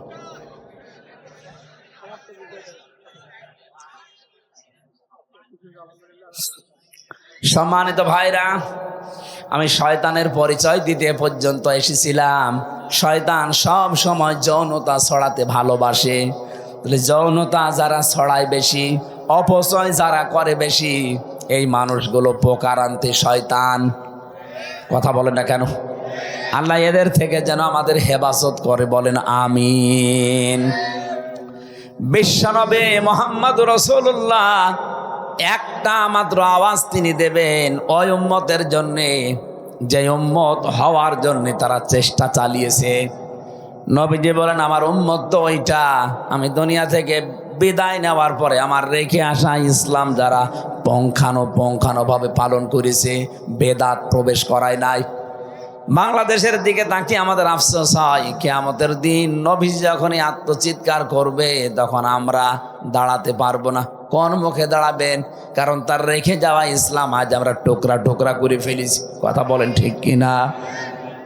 আমি 51টা দলের পরিচয় পেলাম বাংলাদেশে, অথচ কোরআন এক, হাদিস এক, নবীজি এক, কাবা শরীফ এক। আমাদের যদি 53 দল শুধু নিজের ছোটখাটো মতবাদ নিয়ে ভাগ ভাগ হয়ে যাওয়া লাগে, তাহলে জেনারেল যারা আছে ওদের তো 151টা দল থাকা দরকার। আপনি খোঁজ করে দেখেন 51টা আমি পেলাম আজকে। অবশ্যই দুনিয়ার কোনো স্বার্থ সিদ্ধির জন্য, নাম কামানোর জন্য আপনি এই দলটা বানিয়েছেন, না তো কোন কারণে বানালেন বলেন? আহলে হাদিসের ভেতরে 17টা দল, ইসলামপন্থী যারা খেলাফত আন্দোলন, খেলাফত মজলিস মিলে প্রায় 7টা দল। সুন্নিয়াতের দাবি যারা করে, যারা বলে আমরা আশিকে রাসূল, এদের 27টা দল। আপনি মিলান, বাংলাদেশে যে যেই দলে আছে, মতে আছে, যে যেইটা মানে, এক জায়গায় সব এক। একামতে দিনের বেলায় যে দিনে বাংলাদেশে দিন কায়েম করা লাগবে, এই জায়গায় যারা এক, তারা হচ্ছে জামাতে ইসলামী। এই দলের ভেতরে আমি কোনো পার্থক্যটা পাইনি। এদের তো লক্ষ লক্ষ কোটি কোটি ভক্ত এই দেশে, অনুসারী আছে, কিন্তু দল হিসাবে সব এক। কথা বলেন না কেন? বাকি যা আছে দেখবেন শুধু সভাপতি, সেক্রেটারি, একটা দল খুলে বসে আছে। সারা দেশে কেউ নেই, শুধু সভাপতি আর সেক্রেটারি। ঢাকায় কেন্দ্রীয় অফিসও নেই, বাড়ির ভেতরে ছাদের উপর একটা সিলিকুটি মানি বসে, এটা কেন্দ্রীয় অফিস। এই ভণ্ডামিগুলো যদি এখনো পর্যন্ত বাদ দিতে না পারেন, এখনো যদি দলাদলি করেন, দেখেন 50 বছরের ভেতরে সালেমরা আবার এদের চাষ করবে। আশা করছি আমার ইঙ্গিত আপনি বুঝেছেন। এটা রেকর্ড হচ্ছে, সারা দেশে যাবে। যাদের মাথার ভেতরে এটা ঢুকবে তারা যেন চিন্তা করেন আমার এই ছোট্ট কথাটা। শেষে কিন্তু সুযোগ হারিয়ে গেলে আর দোয়া করেও ফেরত আসবে না। সূরা নূন, মুমিনুন, এখান থেকে আমরা 2টা আয়াত পড়েছি। আজকের আলোচনাটা আমরা মানব জীবনকে কেন্দ্রীয় করে সাজিয়েছি। আল্লাহ পাক আমাদের একটা দুর্বল জায়গায় আঘাত দিয়ে স্মরণ করাচ্ছেন, ওয়ালাকাদ খলাকনাল ইনসানা মিন সুলালাতিম মিন তিন। অবশ্যই আমি আল্লাহ মানুষকে মাটির নির্যাস দিয়ে বানিয়েছি। আল্লাহ আমাদেরকে মাটি দিয়ে বানিয়েছে, মাটির নির্যাস দিয়ে বানিয়েছে। এ কথা বললেন কেন? আমরা অনেকেই আল্লাহকে ভুলে গেছি। এই দুর্বল জায়গাটা আল্লাহ আঘাত দিয়ে আমরা যেন ফিরে আসি, প্রথম নম্বর কারণ এইটা। বাস্তবতা দেখি আমরা তো ফিরে আসি না, আমাদের বিদ্যা আরো বেড়ে যায়। আল্লাহ রাব্বুল আলামিন বলেন, হাল আতা আলাল ইনসানি হিনুম মিনাদ দাহারি লাম ইয়াকুন শাইআম মাযকুরা। ও মানুষ, তোমার জীবনে কি এমন সময় অতিবাহিত হয়নি যে সময় তুমি উল্লেখ করার মতো কিছু ছিলে না? তাফসিরে ফি জিলালিল কোরআন থেকে কয়েকটা তথ্য পেয়েছি, একটু মিলাবেন। মানুষের এই জায়গায় আল্লাহ কেন আঘাত দিলেন? আমরা যে মাটির তৈরি, তার 3টা কারণ। 1 নম্বরে আমাদের যিনি আদি পিতা হযরতে আদম এবং হাওয়া, এই 2 জনেই কিসের তৈরি? মাটির। বলেন। সন্তান যদি মাটির হয়, বাবা যদি মাটির হয়, সন্তানও মাটির হবে। বাবা যদি আগুনের হয়, সন্তানও আগুনের হবে। কথা বলেন ঠিক কিনা? 2 নম্বরে সব খাদ্য দুনিয়ায় মাটি থেকে উৎপন্ন হয়। এই জন্যে এখান থেকে শিক্ষা যে আমরা মাটির তৈরি। পৃথিবীর এমন কোনো খাবার নেই যার মূল মাটি না, মাটি থেকে সব। 3 নম্বরে মাটি থেকে খাবারের পরে খাবার তৈরি হয়, তৈরি হওয়ার পরে এটা দিয়ে বীর্য তৈরি হয়। বীর্য বাবার স্ফলিঙ্গ দিয়ে মায়ের রেহেমের ভেতরে প্রবেশ করে। মূল জিনিস কিন্তু মাটি। মূল কি? বিজ্ঞান প্রমাণ করছে এই মাটি দিয়ে মানুষকে আল্লাহ বানিয়েছে। এই মাটির ভেতরে কমপক্ষে 10টা উপাদান পাওয়া যাচ্ছে। মানুষের এই পুরা বডি আল্লাহ পাক বানিয়ে দেখা গেছে 13টা জিনিস পাওয়া যায় মানুষের ভেতরে। এক মাটির ভেতরে আছে 10টা। কয়টা? আমি মাটির ভেতর থেকে মৃত্তিকা গবেষণাগার আছে গাজীপুরে, এই তথ্যটা ওখান থেকে পেয়েছি। 10টা জিনিস তারা মাটি থেকে বের করেছে। মাটির ভেতরে অক্সিজেন আছে, সিলিকন আছে, অ্যালুমিনিয়াম আছে, আয়রন আছে, ক্যালসিয়াম আছে, পটাশিয়াম আছে, সোডিয়াম আছে, ম্যাগনেসিয়াম আছে, নাইট্রোজেন আছে, হাইড্রোজেন আছে। কয়টা? বলেন। এ 10টা জিনিস শুধু মাটির ভেতরে। আল্লাহ রাব্বুল আলামিন বলেন, আখরুজু মিন বাইনিস সুলবি ওয়াত তারাইব, বাবার স্ফলিঙ্গ দিয়ে যেটা বের হয়ে মায়ের রেহেমে জমা হয়েছে, এখানে সলবন এক বচন, তারাইব বহু বচন। সলবন আল্লাহ এক বচন দিলেন কেন? তারাইব বহু বচন দিলেন কেন? সলবন বলা হয় বাবার লজ্জাস্থানকে, তারাইব বলা হয় মায়ের লজ্জাস্থানকে। মায়ের বেলায় আল্লাহ বহু বচন, বাবার বেলায় এক বচন। কেন? সন্তান তৈরি করতে গিয়ে শুধু মা লাগে, বাবা লাগে না। কথা বলে না কেন? বিজ্ঞান প্রমাণ করেছে তারা এবার সলবন নিয়ে। এটা আপনি ডক্টর জাকির নায়েকের লেখা 12 খণ্ড লেকচার আছে, ওর ভেতরে পাবেন এই আয়াতের তাফসিরে। এত সুন্দর করে তিনি সাজিয়েছেন, আমি বহু তাফসিরের আগে পড়েছি কিন্তু এই তথ্যটা পাইনি। তিনি ওখানে লিখেছেন, তিনি যেহেতু একটা ডাক্তার না, উনি যেহেতু ডাক্তার, গবেষণা করে লিখেছে, বাবা এই পৃথিবীতে সন্তানের জন্য যে পরিমাণ কষ্ট সহ্য করে জন্ম দিতে গিয়ে, মা কমপক্ষে বাবার চাইতে 3 গুণ কষ্ট বেশি সহ্য করে। আমরা জানি একের পরে হয় 2, 2-এর পরে যা হবে সব 1 বচন, 2 বচন না বহু বচন? বলেন বলেন। এই জন্য আল্লাহ তারাইব বহু বচন দিয়েছেন।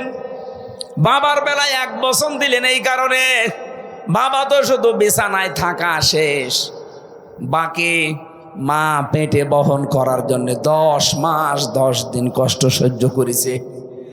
শুধু এতটুকুই না, কমপক্ষে ডেলিভারির যে কষ্টটা, বিজ্ঞান এখন জানিয়েছে এই পুরুষ মানুষ আমরা যারা দুনিয়ায়, যত শক্তিশালী পুরুষ হোক 45 ইউনিট কষ্ট সহ্য করতে পারে। কত? 45 ইউনিটের বেশি কষ্ট একজনকে দিলে সে হয় হার্ট অ্যাটাক করবে, না মারা যাবে। কিন্তু একটা মা দুনিয়ার সন্তানের মুখ দেখাতে গিয়ে বিজ্ঞান এখন দেখতে পায় কষ্টটা মাপার জন্য একটা যন্ত্র আছে। মায়ের কষ্ট কমপক্ষে হয় 57 ইউনিট।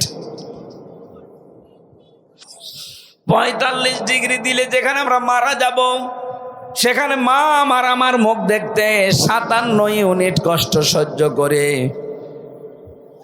কয়েক বালতি রক্ত শরীর থেকে ঝরিয়ে মা আমার কাঁটা ছটফট মুরগির মতো করে, তারপরও আমরা মুখ দেখতে চাই। নবীজি জানিয়েছেন, এত কষ্ট দুঃখের পরে এই বাচ্চাটা যখনই মায়ের সামনে তুলে ধরা হয়, বাচ্চার মুখ একবার দেখার সঙ্গে সঙ্গে পেছনে যত কষ্ট ছিল সব আল্লাহ ভুলিয়ে দেয়। এই কষ্ট যদি মায়ের মনে রাখার মতো হতো, জীবনে কোনো মানুষ একটা সন্তান নেওয়ার পরে আর কোনোদিন স্বামীর সাথে মেলামেশা করতো না। ও বলতো না, দুনিয়ায় যে কষ্ট পেয়েছি আমি কোনোদিন আর তোমার কাছে যাব না। ওই সন্তানের মুখটা দেখার সঙ্গে সঙ্গে পেছনের যত কষ্ট ছিল আল্লাহ সব ভুলিয়ে দিয়েছে। এতটুকু শেষ করেননি, 2 বছর পর্যন্ত আপনাকে দুধ খাওয়িয়েছে। কয় বছর? আরো জোরে বলেন। বিজ্ঞান প্রমাণ করছে দুধ খাওয়ানো এটা মায়ের কমপক্ষে দিনে রাতে মিলে 24 ঘন্টায় একটা সন্তান মায়ের স্তন পান করে থাকে 8 বার। কয় বার? 7-8 বার পান করাই লাগে 24 ঘন্টায়। আপনি হিসাব করে দেখেন, তারও বেশি হয়। উপরেরটা নিচেরটা বাদ দিয়ে মাঝেরটা বিজ্ঞান প্রমাণ করেছে 8 বারও যদি হয়, একবারে যদি 1 পোয়া করে দুধ চুষতে থাকে, 8 বারে কমপক্ষে 2 কেজি দুধ খায়। কত? 2 কেজি করে দুধ আমি আপনি সবাই খেয়েছি মায়ের স্তন থেকে। 1 দিন 2 দিন না, 2 বছর। কত? বলেন বলেন। আপনি একটা হিসাব করে দেখেন, 2 বছরে প্রতিদিন যদি হয় 2 কেজি করে, আমি ক্যালকুলেটর দিয়ে দেখেছি 36 মণ দুধ আমরা খেয়েছি। কত? আমার বাবা আমার মায়ের আমরা 2 জন, আমি আর আমার একটা বোন আছে। এখানে কত মানুষ আছে? 8টা 10টা ভাই বোন। কথা বলেন না কেন? আমার গ্রামে একজন আছে 12টা মেয়ে আর 4টা ছেলে। কত হয়? একটাই শুধু স্ত্রী, 2 জনে মারা গেছে। এখন আমি একটা হিসাব নিয়েছিলাম, আমি আয়াত পড়ার পরে দেখি আমি নাই 36 মণ আর আমার বোন রুনা নাই 36 মণ। আপনার তো ছেলে মেয়ে 16টা, বলেন তো কয় মণ? বলছে বাবা ওসব হিসাব জানি না, হিসাব করি নাও। হিসাব একটা টানলাম দেখি, আপনি বলেন তো কত মন হয়? 772 মন হয়েছে। অথচ মায়ের ওজন মাত্র 60 কেজি। 60 কেজি জায়গা থেকে আমার আল্লাহ এতগুলো দুধ দুনিয়ার সন্তানদের জন্য বের করে দিলেন। আমার মনে হয় এখনো যদি ছেলে মেয়ে হইতো তো দুধও আল্লাহ দিত। এটা একটা কুদরতের মেশিন, কথা বলেন ঠিক কিনা? এই যে 3টা কষ্ট বাবার চাইতে মায়ের বেশি হইলো, পেটে রাখা,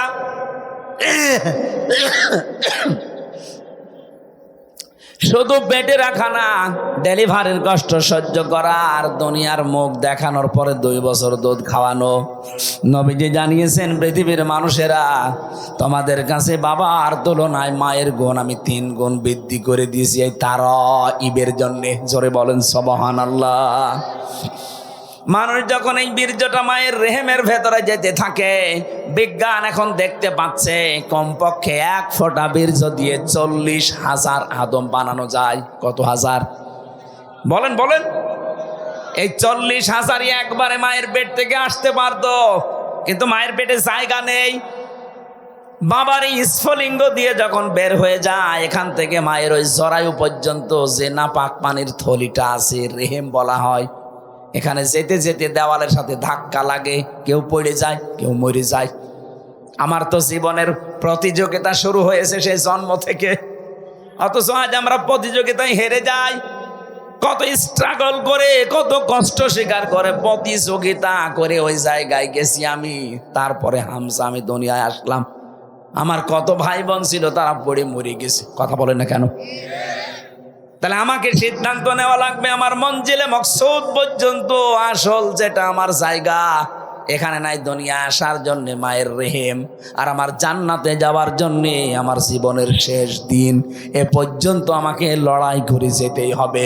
ওয়াবুদ রাব্বাকা হাত্তা ইয়াতিয়াকাল ইয়াকিন। হামজা, ইবাদত বন্দেগি করো ওই পর্যন্ত যতদিন পর্যন্ত তোমার মরণ না আসে।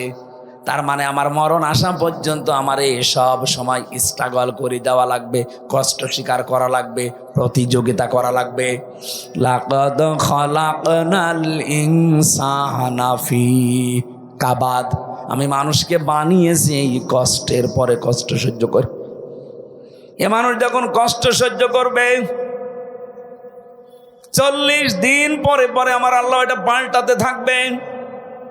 আল্লাহ রাব্বুল আলামিন বলেন, সুম্মা খালাকনান নুতফাতা আলাকাতান ফাখালাকনাল আলাকাতা মুদগাতান ফাখালাকনাল মুদগাতা ইযামা ফাকাসাউনাল ইযামা লাহমা সুম্মা আনশাআনাহু খালকান আখার ফাতাবারাকাল্লাহু আহসানুল খালিকিন। বলেন আল্লাহু আকবার। একটু নিজের জীবনের দিকে তাকান, আপনি সেজদা দিতে বাধ্য হবেন আল্লাহকে। বড় বড় নাস্তিক হোক, মানি না তোর আল্লাহকে, এই কথাও যারা বলে তারা এই আয়াত পড়ার পরে নত হতে বাধ্য, যদি বুঝে থাকে।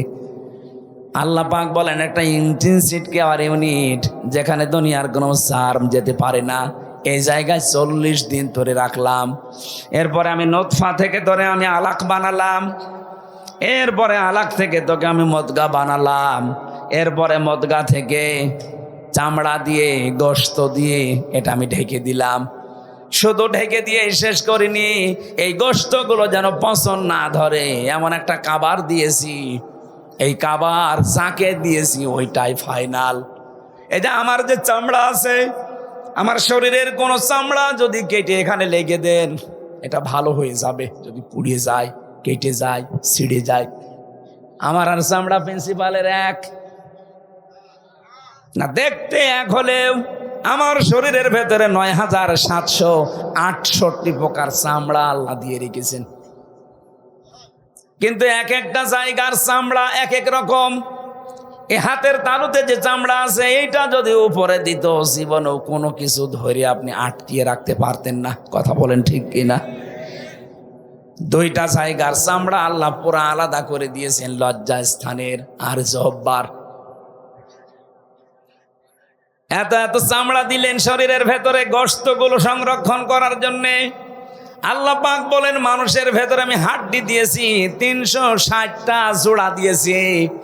নবীজি বলেন তোমরা প্রতিদিন এই জোড়া আছে আল্লাহ দিলেন 360টা সাদগা দান করবা, তাহলে এই জোড়ার হক আদায় হবে। সাহাবেরা বলে হুজুর আমরা গরিব মানুষ, টাকা পয়সা।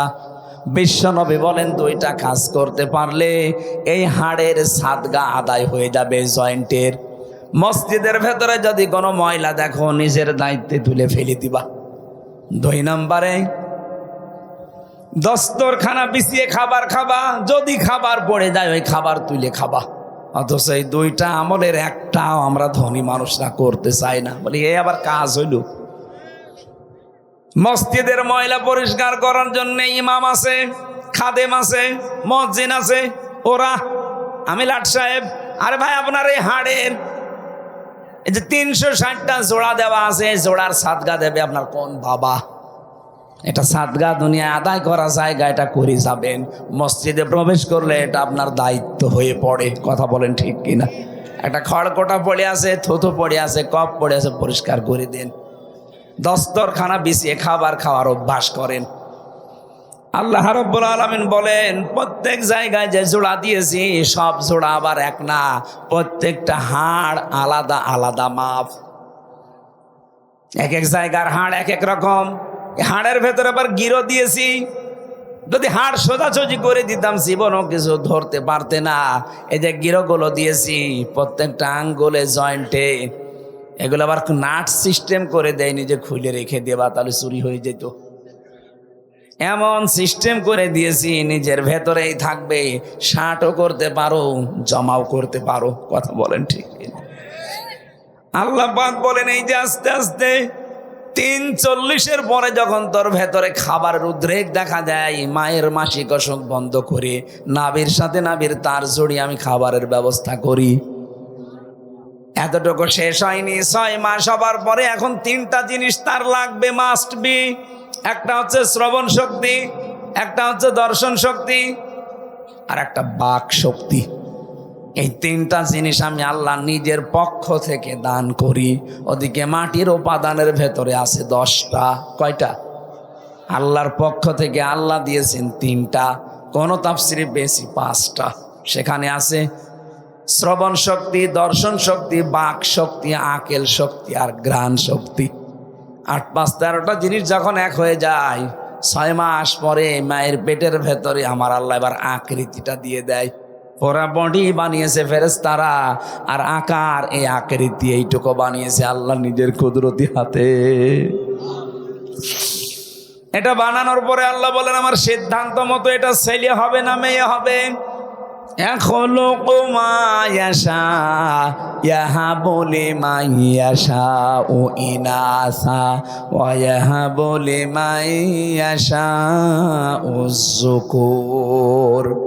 এটা ছেলে না মেয়ে সিদ্ধান্ত যখন আমি দেই, মায়ের রেহেমের ভেতরে তোমাদের আকৃতি আমি আল্লাহ নিজের মন মতো করে বানিয়েছি। এটা বানানো কমপ্লিট হওয়ার পর ফেরেশতারা বলতে থাকে আল্লাহ এটা বের করার দায়িত্ব। আল্লাহ বলেন আমার আল্লাহু আখরাজাকুম মিন বুতুনি উম্মাহাতিকুম। আস্তে করে বাচ্চার আকারে তোকে আমি ওই ছোট্ট জায়গা দিয়ে বের করে নিয়ে আসবো। এ দায়িত্ব কার? আরো জোরে বলেন। কিন্তু এখন আমরা অধিকাংশ শ্বশুর আর শাশুড়ি জামাইয়ের ওপরে চাপ দিয়ে দায়িত্ব দিয়ে দিয়েছি ডাক্তারকে। কথা বলেন না কেন? শ্বশুর শাশুড়ি যারা আছেন একটু শক্ত হতে পারেন না? আপনার জাদুর কষ্ট হবে এই বলে যদি আপনি তাকে জামাইকে চাপ দিয়ে সিজার করান, আপনি জানেন তার কি ক্ষতি করে দিলেন। প্রথমে যে সিজার করেছে নর্মালে বাচ্চা হওয়ার চেষ্টা না করে আন্দাজে যারা সিজার করে, সিজার তো ওই সময় হবে যখন পেন উঠবে, নর্মালে হচ্ছে না। ডাক্তারদের বোর্ড বসবে, বোর্ডে সিদ্ধান্ত হবে, এরপরে সিজার। আমার মনে হয় প্রথম সন্তান যাদের হবে এ সময় সিজার না করে খুব বেশি বেশি নরমালের চেষ্টা করবেন, একেবারে না হলে মেডিকেল বোর্ড বসাবেন, ডাক্তারদের বোর্ড বসে সিদ্ধান্ত নেওয়ার পরে সর্বশেষ হ্যাঁ মরে গেলে যাক। প্রশ্ন আসতে পারে মেয়ে তো আপনার না, আরে ভাই মেয়েকে আপনি সারা জীবন রাখবেন, ও যে সন্তান হতে যে যদি মারা যায় ও তো শাহাদতের মরণ পাবে, শহীদ হয়ে উঠবে কিয়ামতে এই সন্তানটার কারণে।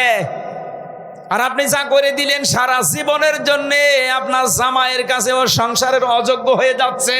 আমি গোপন কথা বললাম না। যত মানুষ যেখানে বসে আছে স্টেজের দিকে তাকান, এদের একটার মাকেও তো সিজার করা লাগে নাই, এরা কি আসে নাই দুনিয়ায় নাকি আকাশ থেকে পড়িস? এরাও তো মানুষ, আমরাও তো মানুষ, আমরা যদি আসতে পারি মায়ের পেট থেকে তো ওরা পারবে না কোন কারণে? অধিকাংশ গুলো পারে না। আমি যা দেখি শ্বশুর শাশুড়ির কারণে। ওরা বলে না আমার জাদুর কষ্ট হবে, তো জাদুর কষ্ট হবে, ওই কাজ করে দিলে সারা জীবন যে সংসারের অযোগ্য হয়ে পড়বে, তখন জামাইয়ের কথা শুনতে শুনতে বাকিটা আর বললাম না। একথা বলে না কেন? আর একটা বিয়ে করতে যাবে, আমার মেয়ে রেখে আর একটা বিয়ে করবে মানে তার মেয়ে তো নষ্ট করে ফেলেছিস। আল্লাহ রাব্বুল আলামিন বলেন একটা আলাদা আকৃতি তোমাকে দেওয়ার পর এই দুনিয়াতে আমি নিয়ে আসলাম।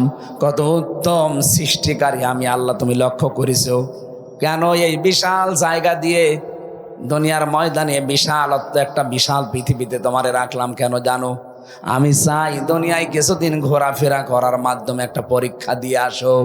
আল্লাযী খালাকাল মাউতা ওয়াল হায়াতা লিয়াবলুয়াকুম আইয়ুকুম আহসানু আমালা।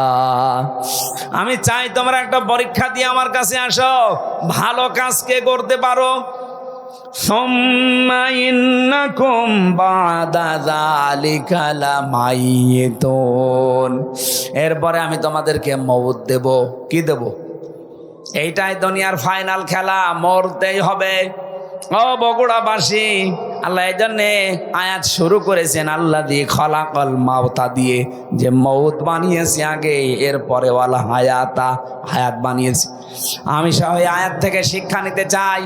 মরাই যখন লাগবে, দুনিয়ায় সে যাই করি না কেন, করছি না কেন, আমার যে আসল টার্গেট জান্নাত, মরা যেহেতু লাগবেই লাগবে, আগে ওই টার্গেটটা ফুলফিল করি। কথা বলেন ঠিক কিনা? এই কথাটা শেষ। এখানে যত মানুষ বসে আছি, 100 বছর পরে এখানে আর কেউ থাকবো? বলেন বলেন। যত মানুষ এখানে আছি, যদি ওর 1 বছর বয়স হয়, 100 বছর পরে আমরা সবাই মাটির নিচে। হ্যাঁ, এখানে এরকম মানুষই থাকবে, কিন্তু সব নতুন মানুষ। কথা বলেন না কেন? তারা এখনো দুনিয়ায় আসেনি, আসবে। 100 বছর পরে বগুড়া থাকবে, এই জমিনটা থাকবে, গাবতলী থাকবে, কর্ণীপুর থাকবে, কিন্তু এখানে আমরা একজনও থাকবো না, নতুন মানুষ জমা হবে। 200 বছর পরে যদি আপনি এই বগুড়ায়, এই গাবতলী, কর্ণীপুরে এই যে 2 তলা বাড়ি দেখছি, এই বাড়িতে কেউ যদি এসে 200 বছর পরে বলে এই বাড়িটা আমার ছিল, ঝাঁটা পিটা করবে আপনারে। এই দুনিয়া।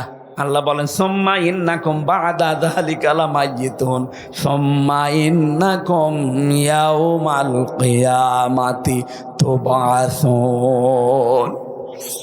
এরপরে আবার তোকে আমার সামনে হাজির করব, আমার সামনে 5টা প্রশ্ন তোকে জিজ্ঞাসা করব।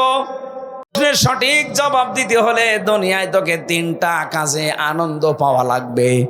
1 নম্বরে কেউ যদি ইমানের স্বাদ পেতে চায়, সে যেন তার রবকে রব পেয়ে খুশি থাকে। 2 নম্বরে সে যেন ইসলামকে জীবন ব্যবস্থা পেয়ে খুশি থাকে। 3 নম্বরে সে যেন মুহাম্মদুর রাসূলুল্লাহ বাদ দিয়ে অন্য কাউকে আদর্শ না মানে। ফেরাউনের কথাটা আমরা সবাই জানি, ও যখন মারা যায় ওই সময় কিন্তু বলেছে আন্নাহু লা ইলাহা ইল্লাল্লাযী আমানাত বিহি বানু ইসরাইল। হে আল্লাহ, আমি তোমাকে বিশ্বাস করি। কেমন করে? বনি ইসরাইলরা যেভাবে তোমারে বিশ্বাস করে, ঈমান আনে, আমি ওই রকম বিশ্বাস করি। ওয়ানা মিনাল মুসলিমিন, আমি তো মুসলমান। এরপরও তোমার ফেরেশতারা আমারে পানিতে চোবাই আবার উপরে তোলে। আল্লাহ বলেছিলেন আল আন, এখন আমি আয়াতের তাফসিরে দুইটা শিক্ষা পেয়েছি, এই খুব খেয়াল করবেন। ফেরাউন কেন পোলা কালেমা পড়তে পারল না? ও কিন্তু আল্লাহর একাত্মবাদের ঘোষণা দিয়েছিল। কি কথা বলেন না কেন? ও বলে নাই লা ইলাহা ইল্লা আনতা, এ পর্যন্ত বলেছিল যে আমি ঈমান আনলাম। আমানাত বিহি বানু ইসরাইল, বনি ইসরায়েলরা যার উপরে ঈমান এনেছে, বিশ্বাস করেছে তার উপরে। কিন্তু ওকে আল্লাহ ঈমান নসিব করার নিয়ে একটাই কারণ, তো আল্লাহকে স্বীকার করেছে। কিন্তু ওই জামানার যিনি প্রেরিত পুরুষ হযরতে মুসা নবী, তিনি নবী আবার রাসূল। কথা বলে না কেন? তিনি বড় কিতাব পাননি, তাওরাত। এজন্য তিনি একদিকে নবী আর একদিকে ফেরাউন আল্লাহর একাত্মবাদের ঘোষণা দিয়েছে, কিন্তু রেসালাতের ঘোষণা দেয়নি। ও যদি বলতে মূসা কালিমুল্লাহ, আল্লাহরে মাফ করে দিত। কিন্তু আল্লাহর একাত্মবাদের ঘোষণা দিয়েছে, রেসালাতের ঘোষণা দেয়নি, এজন্য ঈমান নসিব হয়নি। আজ বাংলাদেশে এই বগুড়াতে বহু মানুষ এখানেও বসে আছে, বলে আমি আল্লাহকে মানি। কি করে? নামাজ পড়ি, রোজা রাখি, দান করি, জিকির করি। এই বলেন তো, নামাজ পড়া, জিকির করা, দান করা, হজ করা, রোজা রাখা, এই হুকুমগুলো কার? আরো জোরে বলেন, বলেন। আপনি তো ফেরাউনের মতো আল্লাহকে মেনে নিলেন, কিন্তু এই জামানার প্রেরিত পুরুষ যিনি মুহাম্মদ রাসূলুল্লাহ, কথা বলেন না কেন? উনি এই জামানার জন্য প্রেরিত পুরুষ না? শুধু এই জামানা না, কিয়ামত পর্যন্ত। অথচ বহু মানুষ আমরা দেখি আল্লাহর হুকুম মানে, আল্লাহর স্বীকৃতি দেয়, কিন্তু জামানায় যিনি প্রেরিত পুরুষ তার কথা মানতে চায় না। তিনি যে 10 বছর রাষ্ট্রপতি ছিলেন সেটা বললেই বলে রাজনীতি। আমার মনে হয় যারা ফেরাউনের মতো আচরণ করছেন, আল্লাহর হুকুম মানেন কিন্তু প্রেরিত পুরুষ রাসূলুল্লাহ তার রেসালাত আপনি মানেন না, বিশ্বাসও করেন না, আপনার মরণ হবে ফেরাউনের মতো। আমার মনে হয় যার বোঝা সে বুঝেছে। এরপরেও যদি কেউ না বোঝার ভান করে থাকেন, আমার আর কিছু করার নেই। আল্লাহ আমাদেরকে বোঝার তৌফিক দিন। মানব সৃষ্টির রহস্য এ সম্পর্কে আজকের আলোচনাটা আমি বই আকারে পেশ করছি। আমার গাড়িতে এই বই আছে, পুরাটা সাজানো আছে, ওটা নিয়ে লিখে শিক্ষিত মানুষরা নিয়ে যাবেন। ফ্যান সরিয়ে দেন, আল্লাহুম্মা আমিন। লা ইলাহা ইল্লা আনতা সুবহানাকা ইন্নী কুনতু মিনাজ জালিমিন। রব্বুল আলামিন, গভীর রজনীতে তোমার শাহী দরবারে হাত তুলেছি, যতটুকুই শুনেছি আমাদের জীবন সম্পর্কে, আল্লাহ তোমাকে সিজদায় অবনত হওয়ার তৌফিক দাও। আজকের আলোচনার সওয়াবগুলো নবীজির রওজায় পৌঁছিয়ে দাও। আমি অসুস্থ, কথা বললেই বুকে ব্যথা করছে, কাশি চলে আসতেছে। আল্লাহ তাআলা ডাক্তাররা রেস্টে থাকতে বলে, তোমার বান্দা বান্দিদের আকতি মিনতির কারণে আমারে আশা লাগে। তুমি যখন মুক্ত জীবনে আমারে ফিরিয়ে দিয়েছো, মেহেরবানি করে আমাকে তুমি কণ্ঠটা ভিক্ষা দাও, আমার শরীরটা তুমি আগের অবস্থায় ফিরিয়ে দাও। মাহফিলের সভাপতি, প্রধান অতিথি, বিশেষ অতিথি যারা আছে, এ মাহফিলটা যারা সাজিয়েছে, যে যুবকরা চেষ্টা চালিয়েছে, মা বোনেরা পর্দার আড়ালে বসে আছে, সবাইকে তুমি কোরআনের জন্য কবুল করে নাও। অসুস্থ শরীরের কারণে আজকে আমি শেষ করে দিলাম। আগামীতে বগুড়ায় যেখানে অনুষ্ঠান আছে, আমার শরীর সুস্থ করে সেখানে নিয়ে যেও আল্লাহ। এলাকায় মাটির নিচে যারা কবরে আছে, আল্লাহ কবরগুলো জান্নাত বানিয়ে দাও। আগামীতে কোরআনের এই অনুষ্ঠানটা বিশাল আকারে মঞ্জুর করে নাও। কখন কার কাছে মরণ আসে জানি না, আজরাইল আসলেই যেন বলতে পারি লা ইলাহা ইল্লাল্লাহু মুহাম্মাদুর রাসূলুল্লাহ।